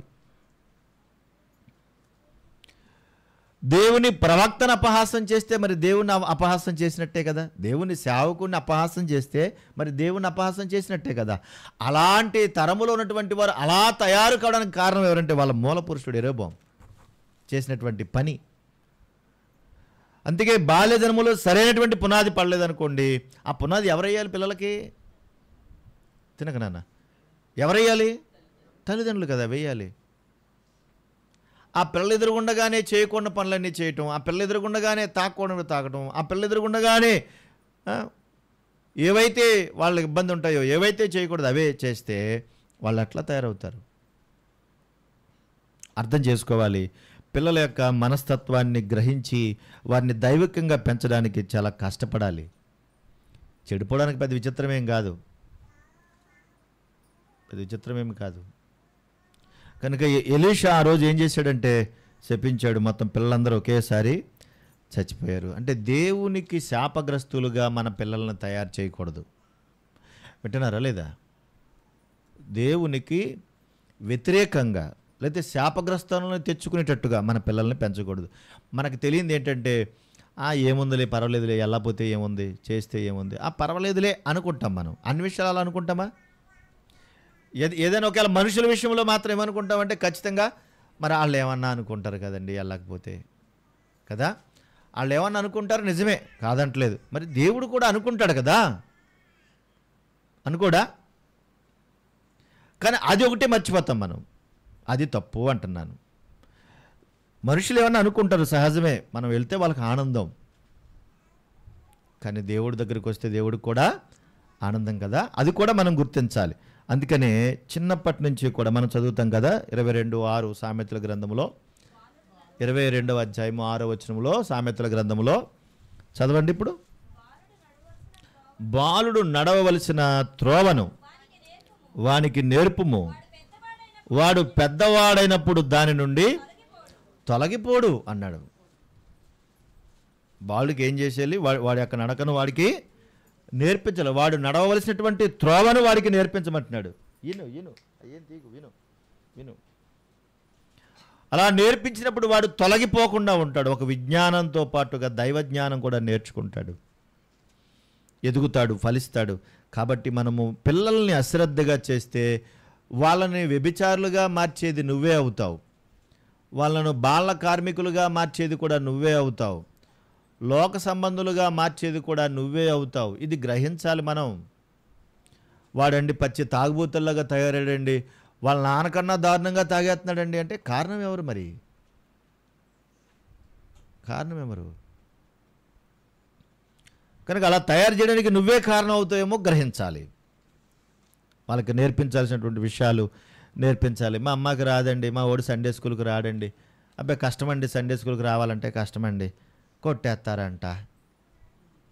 మరి కొట్టకుండా ఏం చేయాలా? మనకు ఒక ఆవిడ వచ్చేది, ఎవడండి మీరు అసలే చాలా టిక్గా చూస్తారంట. అయ్యి బాబోయ్, అబ్బాయి గారా మీరు కొట్టేస్తారంట బాబా, అంత క్రమశిక్షణ మా వాళ్ళు తట్టుకోలేరు. ఇంత చుట్ట నోట్లు ఎట్టుకొని ఇలా కొడతా ఉంటే మరి నేర్చుకుంటారా? చెప్పరే, ఇంత చుట్ట నోట్లు ఎట్టుకుంటే మరి నేర్చుకోరా? అబ్బాయి గారా మీరు టిక్ అంట బాగా, మరి టిక్కే. వాళ్ళ దగ్గర ఎంత టిక్గా ఉంటామో అంత ప్రేమగా ఉంటాం, అంత ప్రేమగా ఉంటాం. అందుకని కోపడి కాడ కోపడాలి, వాళ్ళని ప్రేమించి కాడ ప్రేమించాలి. అమ్మ కొట్టదా పిల్లవాడిని? కొడుతుంది కదా, ప్రేమ ఉండే కదా కొడుతుంది. అర్థం చేసుకోవాలి పిల్లల యొక్క మనస్తత్వాన్ని. అలాగే వారి యొక్క త్రోవను వారికి తప్పనిసరిగా నేర్పించాలి. మనం చదువుకుంటాం తప్ప దాన్ని పాటించం, అది బాధ. మనకు సమూయేలు గారు తెలుసు కదా, సమూయేలు మనకు తెలుసు కదా. చిన్నప్పటి నుండి ఏమి నేర్పిందా తల్లి? సమూయేలు గారి తల్లి ఎవరు? హన్నా. చిన్నప్పటి నుంచి బిడ్డకి ఏమి నేర్పించింది? ఏమి నేర్పింది? నువ్వు నాకు బిడ్డనిస్తే నేను ఆ బిడ్డని నీకు ఇస్తాను, నీ కొరకు పెంచుతాను అంది. పెంచిందా లేదా? పెంచింది. తర్వాత ఎక్కడ దాకా పెంచింది అని అంటే పాలు విడిచిపెట్టే వరకు కూడా పెంచిన తర్వాత తీసుకొచ్చి ఎక్కడ వదిలేసింది? విచిత్రం ఏంటంటే ఆ బిడ్డ ఎదిగిన తర్వాత ఎంత గొప్పవాడైపోయాడు అంటే నిజంగా చాలా గొప్పవాడైపోయాడు. అది చూడండి సమూయేలు మొదటి గ్రంథం 2వ అధ్యాయం 11 చూడండి.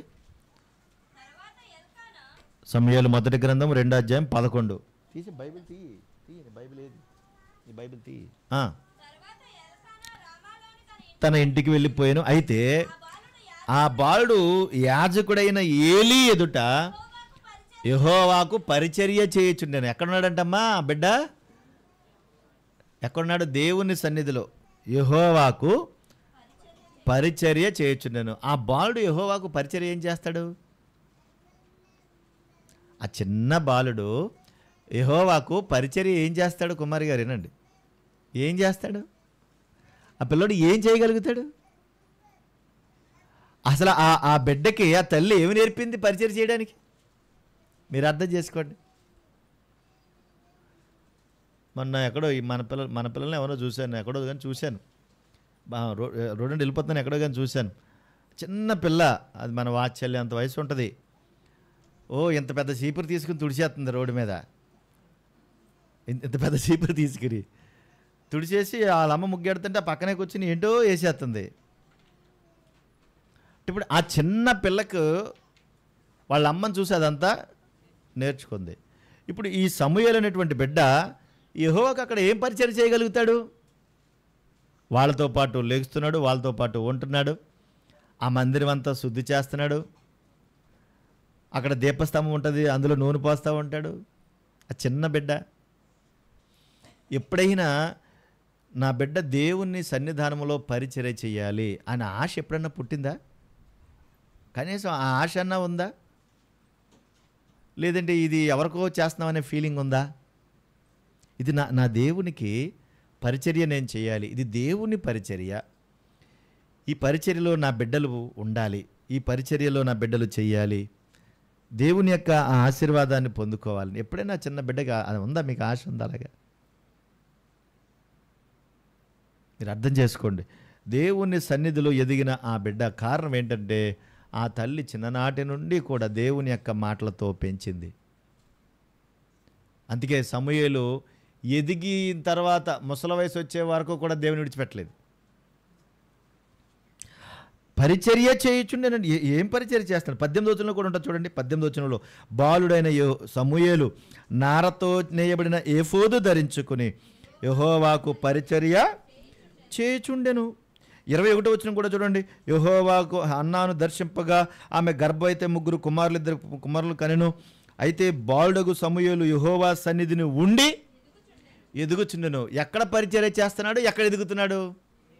ప్రొద్దుట్లు లేచిన దగ్గర నుండి రాత్రి వరకు ఎక్కడ పరిచర్య చేస్తున్నాడు? ఎక్కడ ఎదుగుతున్నాడు?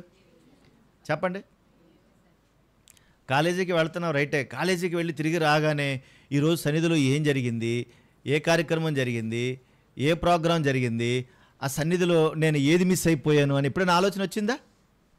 అయ్యో నేను కాలేజీకి వెళ్ళాను, రైటే. నీ పాఠాలు నేర్చుకోవడానికి నువ్వు వెళ్ళావు, కానీ దేవుని సన్నిధిలో నేను ఏం మిస్ అయిపోయాను? అయ్యో అందరితో పాటు నేను ఉండలేకపోయానే, అందరితో పాటు నేను ఆరాధించలేకపోయానే అని అసలు బాధ కలిగిందా? పోనీ డ్యూటీకే పోయావు, డ్యూటీ నుంచి తిరిగి రాగానే అమ్మా నాన్న ఈరోజు ఆరాధన ఏం జరిగింది, వాక్యం ఏం చెప్పారు ఏంటని ఆశతో అడిగావా? ఆశతో మాట్లాడావా? అసలు మనకు ఆ తలంపే లేదు. ఆ తలంపే లేదంటే నువ్వు లోకములో ఉండి ఎదుగుతున్నావు కానీ దేవునిలో ఉండి ఎదగట్లేదు. మీ పిల్లల్ని మీరు పాడు చేస్తున్నారు. అర్థం చేసుకోవాలి. ఇది కొంచెం బాధగానే అనిపిస్తుంది. బాధతోనే చెప్తున్నాను ఈ మాటలు కూడా. మన బాధ్యత, మనం వెళ్ళే లోపల అది మన బాధ్యత. దేవుని సన్నిధిలో ఉండి పరిచర్య చేయడమే కాదు, ఆ పరిచర్యలో దినదినము ఏమవుతున్నాడంట? వర్ధిల్లుతున్నాడండి. మరి నా సన్నిధిలో నా పిల్లలు ఉండాలనే ఆశ దేవునికి ఉంటుంది. అక్కడ ఎదగాలి నా పిల్లలన్న ఆశ నీకు కూడా ఉండాలి. చిన్నప్పుడు మాత్రం అనిపిస్తుంది నా పిల్లలు మంచిగా పాటలు పాడాలి, అలా చేయాలి, ఇలా చేయాలి. కొంచెం ఎదిగొచ్చేటప్పటికి అంకుల్ గారండి మరి కాలేజీకి వెళ్ళాలి కదండి, స్కూల్కి వెళ్ళాలండి, అలసిపోయి వస్తున్నారండి. మరి అయ్యో అలసిపోయి వస్తున్నారు. మరి అక్కడ అలసిపోయారు, మరి ఇక్కడ కదా. అర్థం చేసుకోవాలి, ఈ మాట కొంచెం అర్థం చేసుకోవాలి.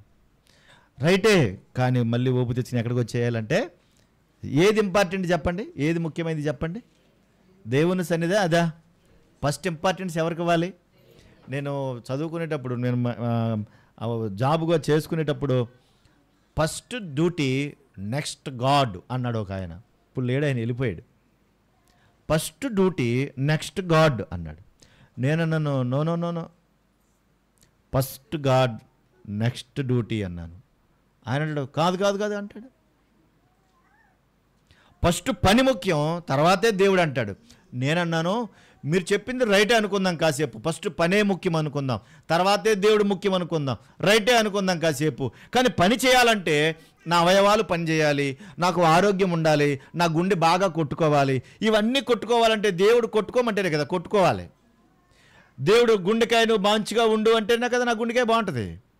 మరి ఆయన అక్కడ స్విచ్ ఆఫ్ ఎత్తి మరి నా గుండె ఆగిపోద్ది, అప్పుడు నేను పని ఎలా చేయగలను? అది నా ప్రశ్న.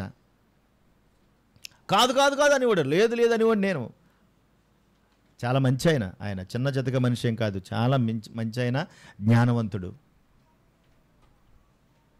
అర్థం చేసుకోవాలి. ఎప్పుడు ఫస్ట్ డ్యూటీ నెక్స్ట్ గాడ్ కాదు, ఫస్ట్ గాడ్ నెక్స్ట్ డ్యూటీ. నువ్వు ఉద్యోగం చేయి, ఏమైనా చేయి, ఎలాగైనా చేయి, బాగా చదువుకో, వెరీ గుడ్, చదువుకో, చదువు అవసరం, చదువు. కానీ ఫస్ట్ ప్రియారిటీ ఎవరికి ఇవ్వాలంటే దేవునికి ఇవ్వాలి.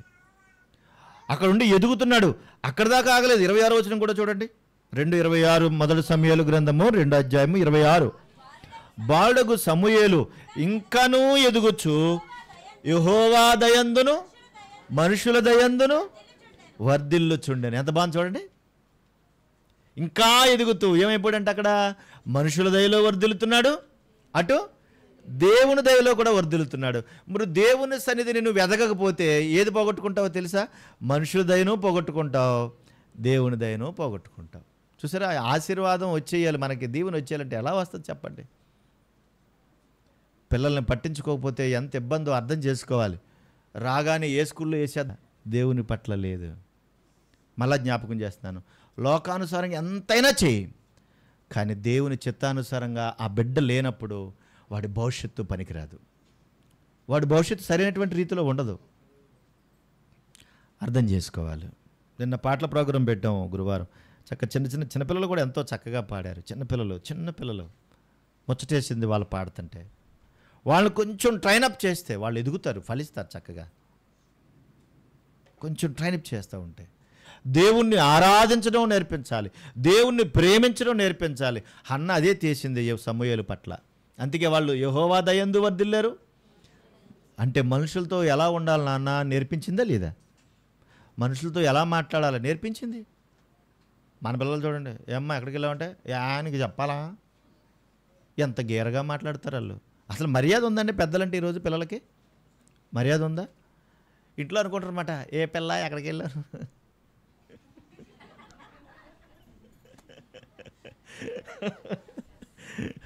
నువ్వు అలాగంటే అదేమంటది, ఏం పిల్ల అంటది. అది అసలు గౌరవం లేదు వాళ్ళకి, మర్యాద లేదు, మాట తీరు బాగోలేదు, ఒక డిగ్నిటీగా మాట్లాడటం రావట్లేదు. మరి ఎలా? దేవుని సన్నిధిలో ఉంటే, దేవుని మాట ఉంటే అన్ని రంగాల్లో టాపే. Praise the lord. అసలు దేవుని మాట వస్తే అన్ని రంగాల్లో టాపే. ఇది మీకు అర్థం అవ్వాలి. దేవుని మాట నేర్చుకుంటే, దేవుని వాక్కు నేర్చుకుంటే, దేవునిలో బ్రతికితే అన్ని రంగాల్లో టాపే. నాకు అసలు ఇవి ఏమీ తెలియదు నాకు, కానీ ఆల్రౌండర్. ఇప్పుడు నేను అన్నీ చేయగలను. ఇక్కడ ఇది ఆపరేట్ చేస్తాను, అక్కడ ఆపరేట్ చేస్తాను, ఇంకా చాలా చేసేస్తున్నాను, చెప్పకుండావే చాలా చేస్తున్నాను. ఇవన్నీ నాకు ఎక్కడో చూసి నేర్చుకోలేదు, నేను దేవుని నుండి నేర్చుకున్నాను.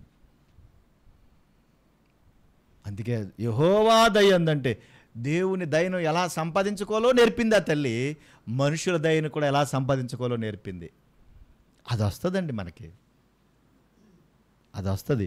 పిల్లల్ని ఎందుకు అశ్రద్ధగా చూడాలి, పట్టించుకోవాలి వాళ్ళని. వాళ్ళు చిన్నప్పటి నుంచే మంచి మంచి డ్రెస్సులు వేస్తాం వాళ్ళకి కదా, మూతికి ఏంటో పాముతారు కదమ్మా, ఇవి బాగా చెప్తారు. అవన్నీ పాముతూ ఉంటే అది అనుకుంటుంది, ఇంకా అందగత్తిని నేను అనుకుంటుంది, ప్రపంచ సుందరిని అనుకుంటుంది. ఇంకా దానికి పాముతూ ఉంటుంటే ఇంకా నువ్వు చెప్పక్కర్లా, కొంచెం ఎదిగేటప్పటికి అదే వెళ్ళిపోద్ది అద్దం దగ్గరికి ఆటోమేటిక్గా. రోజుకి 100 సార్లు అదే చూసుకుంటూ ఉంటుంది, అదే పామేసుకుంటూ ఉంటుంది. అంటే దాని తప్పు కాదు. అది ఎవరు నేర్పారు అలాగా అంటే నువ్వే నేర్పావు. మళ్ళా ఇక్కడికి వచ్చి వాక్యం చెప్పమంటే అందము మోసకరము అంటే చేసిందేమో మేకప్. మరి ఇక్కడికి వచ్చి ఏం చెప్తా? అసలు నువ్వు చెప్పిన మాటకి దీనికి సంబంధం ఉందా? ఉందా? సౌందర్యము వాక్యానికి, నువ్వు చెప్పిన వాక్యానికి దీనికి సంబంధం ఉందా? కనుక మనం ఏం నేర్పిస్తున్నాం, ఎక్కడి నుంచో పెడుతున్నాం, ఎలా మాట్లాడుతున్నాం, కొంచెమన్నా అర్థమైతే మనం దైవికంగా ఎదగడానికి పిల్లల్ని పట్టించుకుంటాం. ఒకవేళ పిల్లల్ని పట్టించుకోకుండా, సండే స్కూల్కి పంపకుండా, వాళ్ళకి ఏ మాటలో నేర్పించకుండా ఉంటే కనుక, యేసుక్రీస్తు ప్రభువారు ఒక పెద్ద మాట వాడారు కదా, చూడండి ఆ మాట. మత్తయి సువార్త 18వ అధ్యాయం మొదటి నుండి చదువుదాం. చూడండి ఒకసారి. మత్తయి సువార్త 18వ అధ్యాయము మొదటి వచనం నుండి. యేసు వద్దకు వచ్చిందా? చదివించాను ఈ మాట. ఎవడు గొప్పవాడని జబలు వచ్చింది వాళ్ళకి. ఎవడు గొప్పవాడు చెప్పు. నేనా నేనా నేనా అనుకున్నారు వాళ్ళు. 3వ వచనంలో ప్రభు అన్నాడు, మీరు మార్పు నుండి బిడ్డల వంటి వారైతేనే కానీ పరలోక రాజ్యంలో మీరు ప్రవేశించరు. ఈ బిడ్డ వల్ల ఎవడు తగ్గించుకుంటాడో వాడే గొప్పవాడవుతాడు అని చెప్పాడు. 6వ వచనం, నా యందు విశ్వాసం ఉంచు ఈ చిన్నవానిలో ఒకరిని అభ్యంతరపరచువాడు ఎవడో వాడు మెడకు పెద్ద తిరగట్రాయి కట్టబడిన వాడై మిక్కిలి లోతైన సముద్రములో ముంచివేయబడుట వానికి మేలు. ఎవడైతే పిల్లోడిని సండే స్కూల్కి పంపించడో,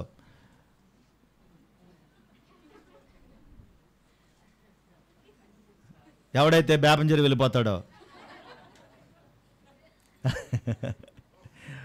అలాంటి వాళ్ళు మెడకి ఏం కట్టప్పుడు మనం తిరగట్రాయి కట్టి మనం గోస నదులు వదిలితే చాలు, సముద్రం దాకా వద్దు మనకి.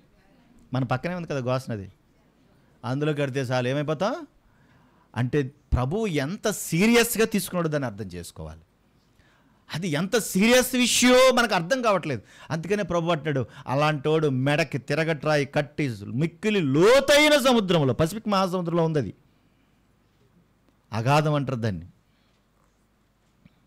అందులో పడేస్తాం మంచిది. అంటే దాని ఉద్దేశం ఏంటి? అది అంత సీరియస్గా తీసుకోవాలి, మీరు దాన్ని పట్టించుకోవటం లేదు, పిల్లల్ని అభ్యంతరపరుస్తున్నారు మీరు అని. పిల్లలకి సాధారణంగా ఏంటో తెలుసా? వాళ్ళ నాన్న బండి వేసుకొచ్చాడు అనుకోండి, వెంటనే వచ్చేస్తారు పిల్ల అక్కడికి. ఎక్కడికి వెళ్ళిపోతాకి? అయ్య బాబోయ్, మాకు 15 సంవత్సరాలు వచ్చినా సైకిల్ ఎక్కితాక భయం వేసేది, ఈ బుడ్డదానికి సంవత్సరం కూడా నిండదు బండి ఎక్కేది. ఇది నిజమండి, అసలు భయం లేదండి వాళ్ళకి.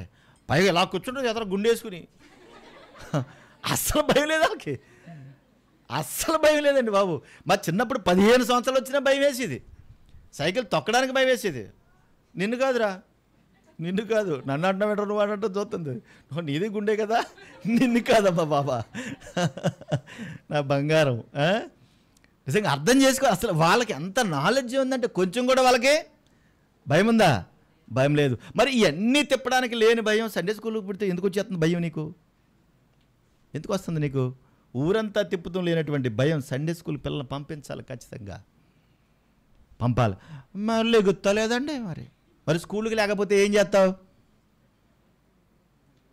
స్కూల్కి వెళ్తాక లేకపోతే ఏం చేస్తావమ్మా?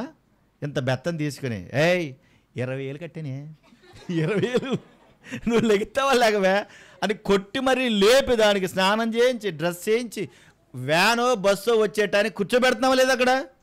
మరి దేవుని సన్నిధి వచ్చినప్పుడు వారానికి ఒక్కరోజు 1 గంటన్నర ఉంటారు సత్యచేడు ఇక్కడ, 1 గంటన్నర. పాపం ఆ 1 గంటన్నర కూడా పాపం పిల్లలు, మా పిల్లలు ఆ టీచర్స్కి ఉన్న వాళ్ళు ఎన్ని తిప్పలు పడతారో వాళ్ళకి చెప్పడానికి పాపం వాళ్ళు. అదైతే ఇంకా మళ్ళీ తీసి మామూలు రాయడానికి ఎవడొకరు లేపేస్తాడు, ఆడే లేపుకొని వచ్చేస్తాడు రాయటికి. ఇంకా తిరగాయి కడితే మళ్ళీ సమస్య లేదు, ఇక పడిపోవడమే అందులో. అర్థం చేసుకోవాలి అది ఎంత సీరియస్ విషయమో, అది మనం అర్థం చేసుకోవాలి. ఎవరైతే పిల్లల్ని ఆటంకపరుస్తారో అలాంటి వాళ్ళని ప్రభు సీరియస్గా తీసుకున్నాడు. అందుకే సండే స్కూల్ పంపించాలి. బుధవారం రావట్లేదు కొంతమంది, శుక్రవారం రావట్లేదు. ఏ అమ్మ అంటే బొబ్బున్నారండి, పడుకున్నారండి. వాళ్ళు పడుకుంటారు, నిద్ర వస్తుంది, వాళ్ళ వయసు అలాంటిది. కానీ మన శ్రద్ధ మనము తీసుకోవాలి, అంత సీరియస్గా ఉండాలి దేవుని సన్నిధిలో. అర్థం చేసుకోవాలి. కాస్త మీకు నవ్వునట్టు అనిపించినా కానీ అందులో ఉన్న విషయాన్ని గ్రహించాలి. పిల్లల్ని ఆటంకపరచకూడదు. తిమోతి తల్లి ఎవరావిడ చెప్పండి? ముగిస్తాను. తిమోతి తల్లి ఎవరావిడ? యునేకే గారు. వాళ్ళ అవ్వ, వాళ్ళ మామ ఎవరు? లోయి. చూడండి ఒకసారి తిమోతికి రాసిన 2వ పత్రిక 2వ అధ్యాయము 14-15 వచనాలు చదవండి, ముగించేస్తాను. తిమోతికి రాసిన 2వ పత్రిక 2వ అధ్యాయం 14-15. వినువారిని చెరుపుటకనే గాని ఎక్కడ చదువుతున్నావు తల్లి నువ్వు? 3:14-15 చదువు తల్లి. క్రీస్తు యేసునందుంచవలసిన విశ్వాసము ద్వారా రక్షణార్థమైన జ్ఞానము నీకు కలిగించుటకు శక్తిగల పరిశుద్ధ లేఖనములు అన్నాడు. చూడండి ఎంత మంచి మాట, అండర్లైన్ చేసుకోండి దాన్ని. క్రీస్తు యేసునందుంచవలసిన విశ్వాసము ద్వారా రక్షణార్థమైన జ్ఞానము నీకు కలిగించుటకు శక్తిగల పరిశుద్ధ లేఖనములు. చూడండి, రక్షణార్థమైన జ్ఞానాన్ని కలిగించే శక్తిగల పరిశుద్ధ లేఖనాలు అవి, దేవుని మాటలు. మరి ఇవి లోకానుసారంగా మనం బ్రతకడానికి ఉపయోగపడేవి. మరి ఏది అవసరం చెప్పండి? ఇదేమో ఇక్కడే. ఎందుకు అనంటే భూమి మీద ఉన్నటువంటి అన్ని విద్యలు కూడా దేనికి అంటే, కోటి విద్యలు దేనికన్నారు? కూటు కోసం అన్నారు.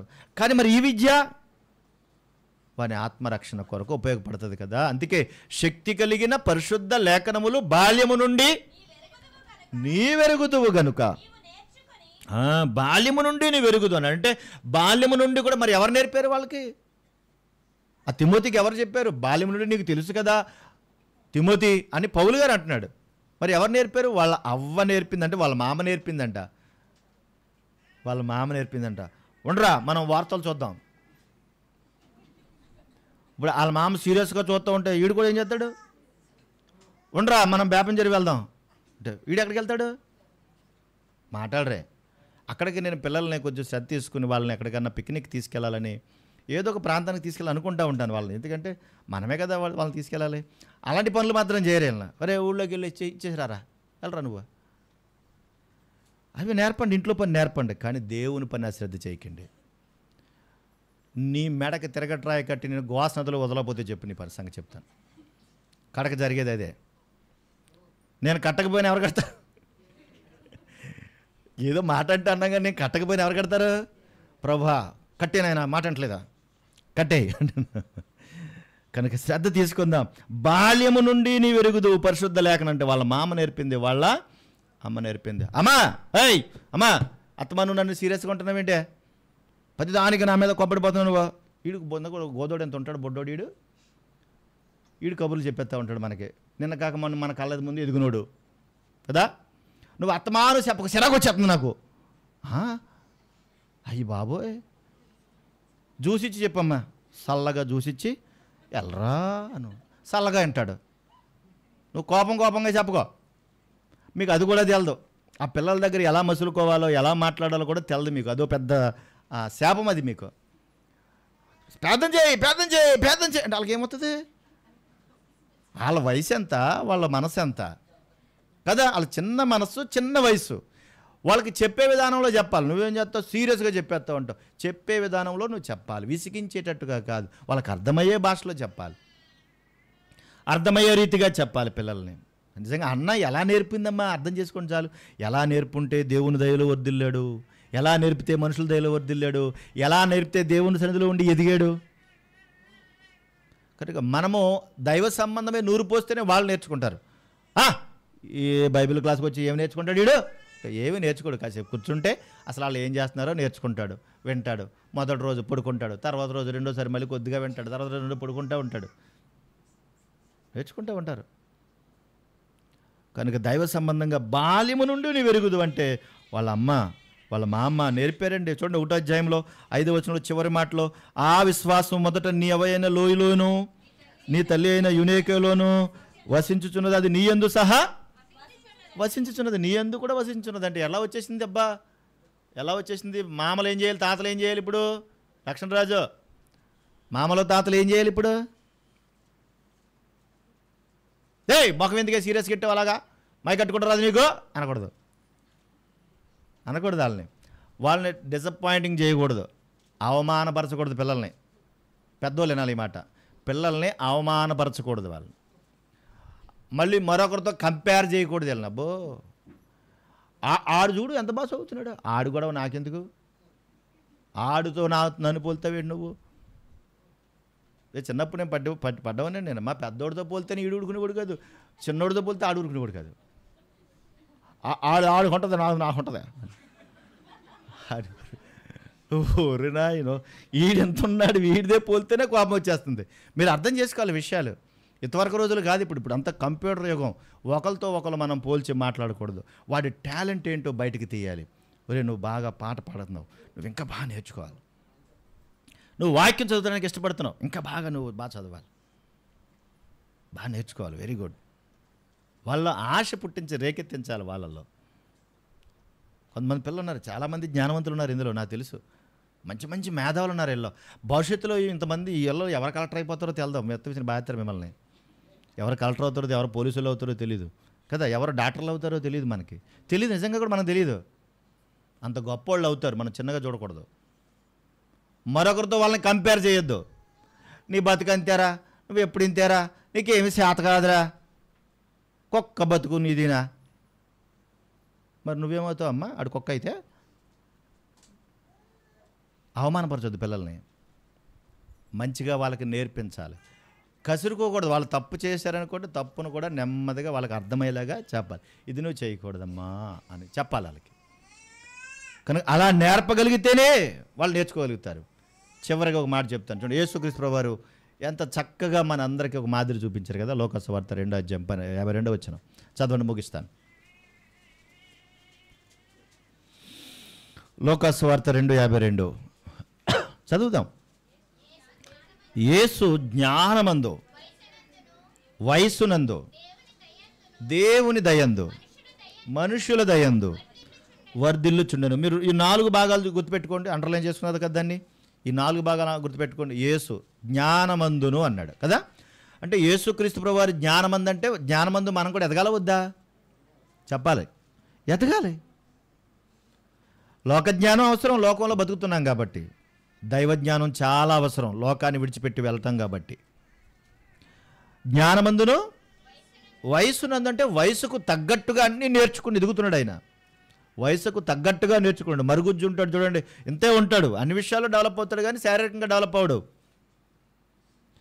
కనుక వయసుకు తగ్గట్టుగా కూడా అన్ని విషయాల్లో కూడా ఎదగాలి. తర్వాత దేవుని దయందును, ఏ విషయంలో ఎలా ఉన్న దేవుని దయను సంపాదించుకోవాలి. దేవుని దయ లేకపోతే ఏమీ జరగదు. నువ్వు బాగా చదువుకోవాలరా అంటే వాడు ఉత్తినే చదువుకునే చదువు డెవలప్ అయిపోయి గొప్పడేం అయిపోడు. దానికి దేవుని దయ ఉండాలి. నువ్వు ఆరోగ్యవంతుడిగా ఉండాలి అంటే దానికి దేవుని దయ ఉండాలి. దైవికంగా నువ్వు ఎదిగి ఫలించాలంటే దానికి దేవుని దయ ఉండాలి. భూమి మీద నువ్వు సక్రమంగా చక్కగా బ్రతకాలన్నా దానికి దేవుని దయ ఉండాలి. దేవుని దయ లేకుండా ఎవరో డెవలప్ అవ్వరు. ఏదో చేసేద్దాం అనుకుంటే కాసేపు బాగుంటారు కానీ తర్వాత ఏమీ ఉండదు. దేవుని దయ అన్ని విషయాల్లో కూడా అవసరమే. దేవుని దయ లేకపోతే ఎందులోనూ ఎదుగుదల ఉండదు. వేటమా అతమాను దేవుడు దేవుడు దేవుడు అంటే దేవుడే అంటాం, మరి దేవుడే అంటాం. దేవుని తర్వాత ఏదైనా దేవుని దయ లేకపోతే ఏది సాధించలేం. వాడు బాగా చదవాలన్నా దేవుని దయ ఉండాలి, వాడు ఎదగాలన్నా దేవుని దయ ఉండాలి, వాడు ఆరోగ్యంగా ఉండాలన్నా దేవుని దయ ఉండాలి, వాడు భూమి మీద బ్రతికి బట్ట కట్టాలన్నా కూడా దేవుని దయ ఉండాలి. దేవుడు ఇస్తేనే ఏదైనా, దేవుడు ఇవ్వకపోతే ఏమీ ఉండదు. తర్వాత మనుషుల దయ అన్నాడు. మనుషుల దయ కూడా కావాలా? మనుషుల దయ వద్దా? మనుషుల దయ కావాలి. ఎందుకంటే భూమి మీద మనం బ్రతుకుతున్నాం కాబట్టి. మనుషుల దయలో వర్ధిల్లడం కూడా నేర్పించాలి. కనిపించిన ప్రతి వాడితో ఆడే మాకు ఎలా పెట్టాడండి, నాకు నచ్చదండి, ఈ వీడితో నాకు నచ్చడండి, ఈ ఇంటి చుట్టూరుతో అందరితోనే దెబ్బలాట్లు గొడవలే నీకు. ఇటు చుట్టూరు అందరితోనూ దెబ్బలాట్లు, ఎవరికీ సమాధానం లేదు. మళ్ళీ బైబిల్ సంకలేసుకుని ప్రభు దగ్గరికి వచ్చేస్తుంటే వాళ్ళు ఏమనుకుంటారు? బత్తిరాలండి, బయలుదేరిందండి, బత్తిరాలు చూడండి అంటారు. ఇటు చుట్టూరు అందరితోనూ గొడవలే నీకు, ఎవరితోనూ సమాధానం లేదు. వాళ్ళ దైనికి ఎలా సంపాదించుకుంటావు? పైగా ఏమన్నంటే కొరమిల్లా చూద్దావు. అందరితోనూ గొడవలే, అందరితోనూ దెబ్బలాట్లు పెట్టుకుని ఎవరితోనూ సమాధానం లేకుండా నువ్వు ఎలాగ మనుషుల దయను సంపాదించుకోగలుగుతావు? అర్థం చేసుకోవాలి. మనుషుల దయలోనూ వర్ధిల్లను. మళ్ళీ చెప్తున్నాను, ఒకరికి నచ్చొచ్చు, ఒకరికి నచ్చకపోవచ్చు, ఒకరు వినొచ్చు, ఒకరు వినకపోవచ్చు, ఎవరేమన్నా అనుకొని నువ్వు మాత్రం వాళ్ళ దయలోనే నువ్వు ఎదగాలి. ఇది దేవుడు చెప్తున్న మాటే కదా. ప్రభు అలాగే ఎదిగాడు కాబట్టి మనం కూడా అలాగే ఎదగాలి. చనిపోయిన సేవకులు ఉన్నారు, ఆయన ఎవరితోనూ గొడవ పెట్టుకోలేదు, అందరితో నవ్వుతూనే మాట్లాడాడు. కానీ ఏం చేశారు? కడకి అంత మాత్రం చేత వాళ్ళని శత్రువులుగా భావించలేదు కదా ఆయన, అందరినీ ప్రేమించే కదా మాట్లాడాడని. కాబట్టి మనం కూడా అలాగే మనుషుల దయలో వర్ధిల్లాలి. పిల్లల్ని అలా పెంచుకోవాలి, మనం కూడా అలా వర్ధిల్లాలి. వాళ్ళు కూడా అలా వర్ధిల్లినట్లుగా మనం సిద్ధపడాలి. అంతే తప్ప వాళ్ళు రారండి, వీళ్ళు రారండి, వాళ్ళు వద్దండి, వీళ్ళు వద్దండి, అసలు ఎప్పుడు పిల్లల్ని అలా చేయొద్దు. మళ్ళీ చెప్తున్నాను, తిరగట్రాయి కట్టి అందులో పడేస్తున్నాడు దేవుడు. ఆ తిరగట్రాయి అంటే ఈ కనిపించే ఈ బండరాయి అనుకోకు, ఏ రాయి కడతాడో దేవుడు మనకి తెలదు. మనకి ఎవరైతే ఆటంకంగా ఉంటారో, అభ్యంతరములు రాక తప్పవు కానీ ఎవరి వలన అభ్యంతరమో వానికి శ్రమ అన్నాడు. కనుక నువ్వు మా అమ్మగా ఉండి నువ్వు అభ్యంతర పరిస్థితి, అది నీకు మెడకు చుట్టుకుంటుంది. తాతగా ఉండి నువ్వు చేస్తే అది నీకు చుట్టుకుంటుంది. తండ్రిగా అయితే నీకు చుట్టుకుంటుంది. తల్లి అయితే అది నీకు చుట్టుకుంటుంది. ఎవరి అభ్యంతరమో నేనైతే నాకే చుట్టుకుంటుంది. కనుక మనం చేయకూడదు. ఒకవేళ ఇంటి పక్కోడైతే వాడికి చుట్టుకుంటుంది. కనుక పిల్లల్ని అభ్యంతరపరచకూడదు, పిల్లల్ని ఆటంకపరచకూడదు. వాళ్ళకి నేర్పించాల్సిన బాధ్యత మనదే. అది మనం చెయ్యాలి. మన యేసుక్రీస్తు ప్రభువారు ఎలాగైతే వర్ధిల్లాలో అది కూడా మనం చేయాలి. మనల్ని వర్ధిల్ల చేయడానికి, మనల్ని బాగు చేయడానికి, మనల్ని రక్షించుకోవడానికి ఆఖరికి ప్రాణత్యాగమే చేసినటువంటి ప్రభు ఎంత గొప్పోడు, అది మర్చిపోకూడదు. ప్రభు శిలువ త్యాగం ఎందుకు అంటే మనందరం అభివృద్ధి పొంది దేవునిలో ఎదిగి ఫలించడానికి, దేవుణ్ణి మహింపరచడానికే. ప్రార్థన చేసుకుందాం. కళ్ళు మూసుకోండి, ప్రార్థన చేసుకుందాం. ప్రేమగల మా తండ్రి, పరిశుద్ధుడైన మా దేవా, మీకు స్తోత్రములు నాయన. ఈ ఉదయకాల సమయం తిరిగి మరలా పిల్లల పరిచర్య ఎంత గొప్పదో, పిల్లలు ఎంత గొప్పవారో, వాళ్ళ మనసు ఎంత గొప్పదో, వాళ్ళ పరిచర్య ఎంత గొప్పదో, వాళ్ళని ఎలా పెంచి పెద్ద చేయాలో, వాళ్ళని ఏ విధంగా నడిపించాలో ఆ మాటలు మరలా మీరు మాకు నేర్పించినందుకు స్తోత్రాలు. దేవా, మీ ఆలోచనల ప్రకారంగా, మీ చిత్తానుసారంగా, మీ వాక్యపు వెలుగులో ప్రభా మేము వర్ధిల్లుటకు సహాయం చేయండి. ప్రభా, అభ్యంతరములు పరిచేవారని తిరగట్రాయి కట్టి సముద్రంలో, మిక్కిలి లోతైన సముద్రంలో పడేయడం మేలమని చెప్పావు నాయన. ఆ భయంకరమైన స్థితిలో మేము ఉండకుండా మా ప్రభువు వర్ధిల్లినట్లుగా, మా ప్రభు మిమ్మల్ని ఘనపరచునట్లుగా, మేము ఆ విధంగా బ్రతుకున్నట్లుగా మీ సహాయమును మాకు అందించండి. కుటుంబాలను బలపరచండి, మీ ఆలోచనలతో నింపండి, మీ మాటలతో నింపండి. మీకు లోబడి బ్రతికే ధన్యతను దయచూపించండి. మా ప్రభు యొక్క బల్లలోనికి వెళుతున్నప్పుడు తండ్రి, మమ్మల్ని మేము పరీక్షించుకుంటూ మేమే ఒకవేళ ఆటంకంగా ఉన్నామేమో తెలుసుకుని జాగ్రత్త కలిగి మీ యందు విశ్వాసంతో బ్రతికే సామర్థ్యం దయచూపించమని మహిమ ఘనత ప్రభావాలు మీకు ఆరోపిస్తూ క్రీస్తు యేసు నామమున అడుగుచున్నాము తండ్రి. ఆమేన్.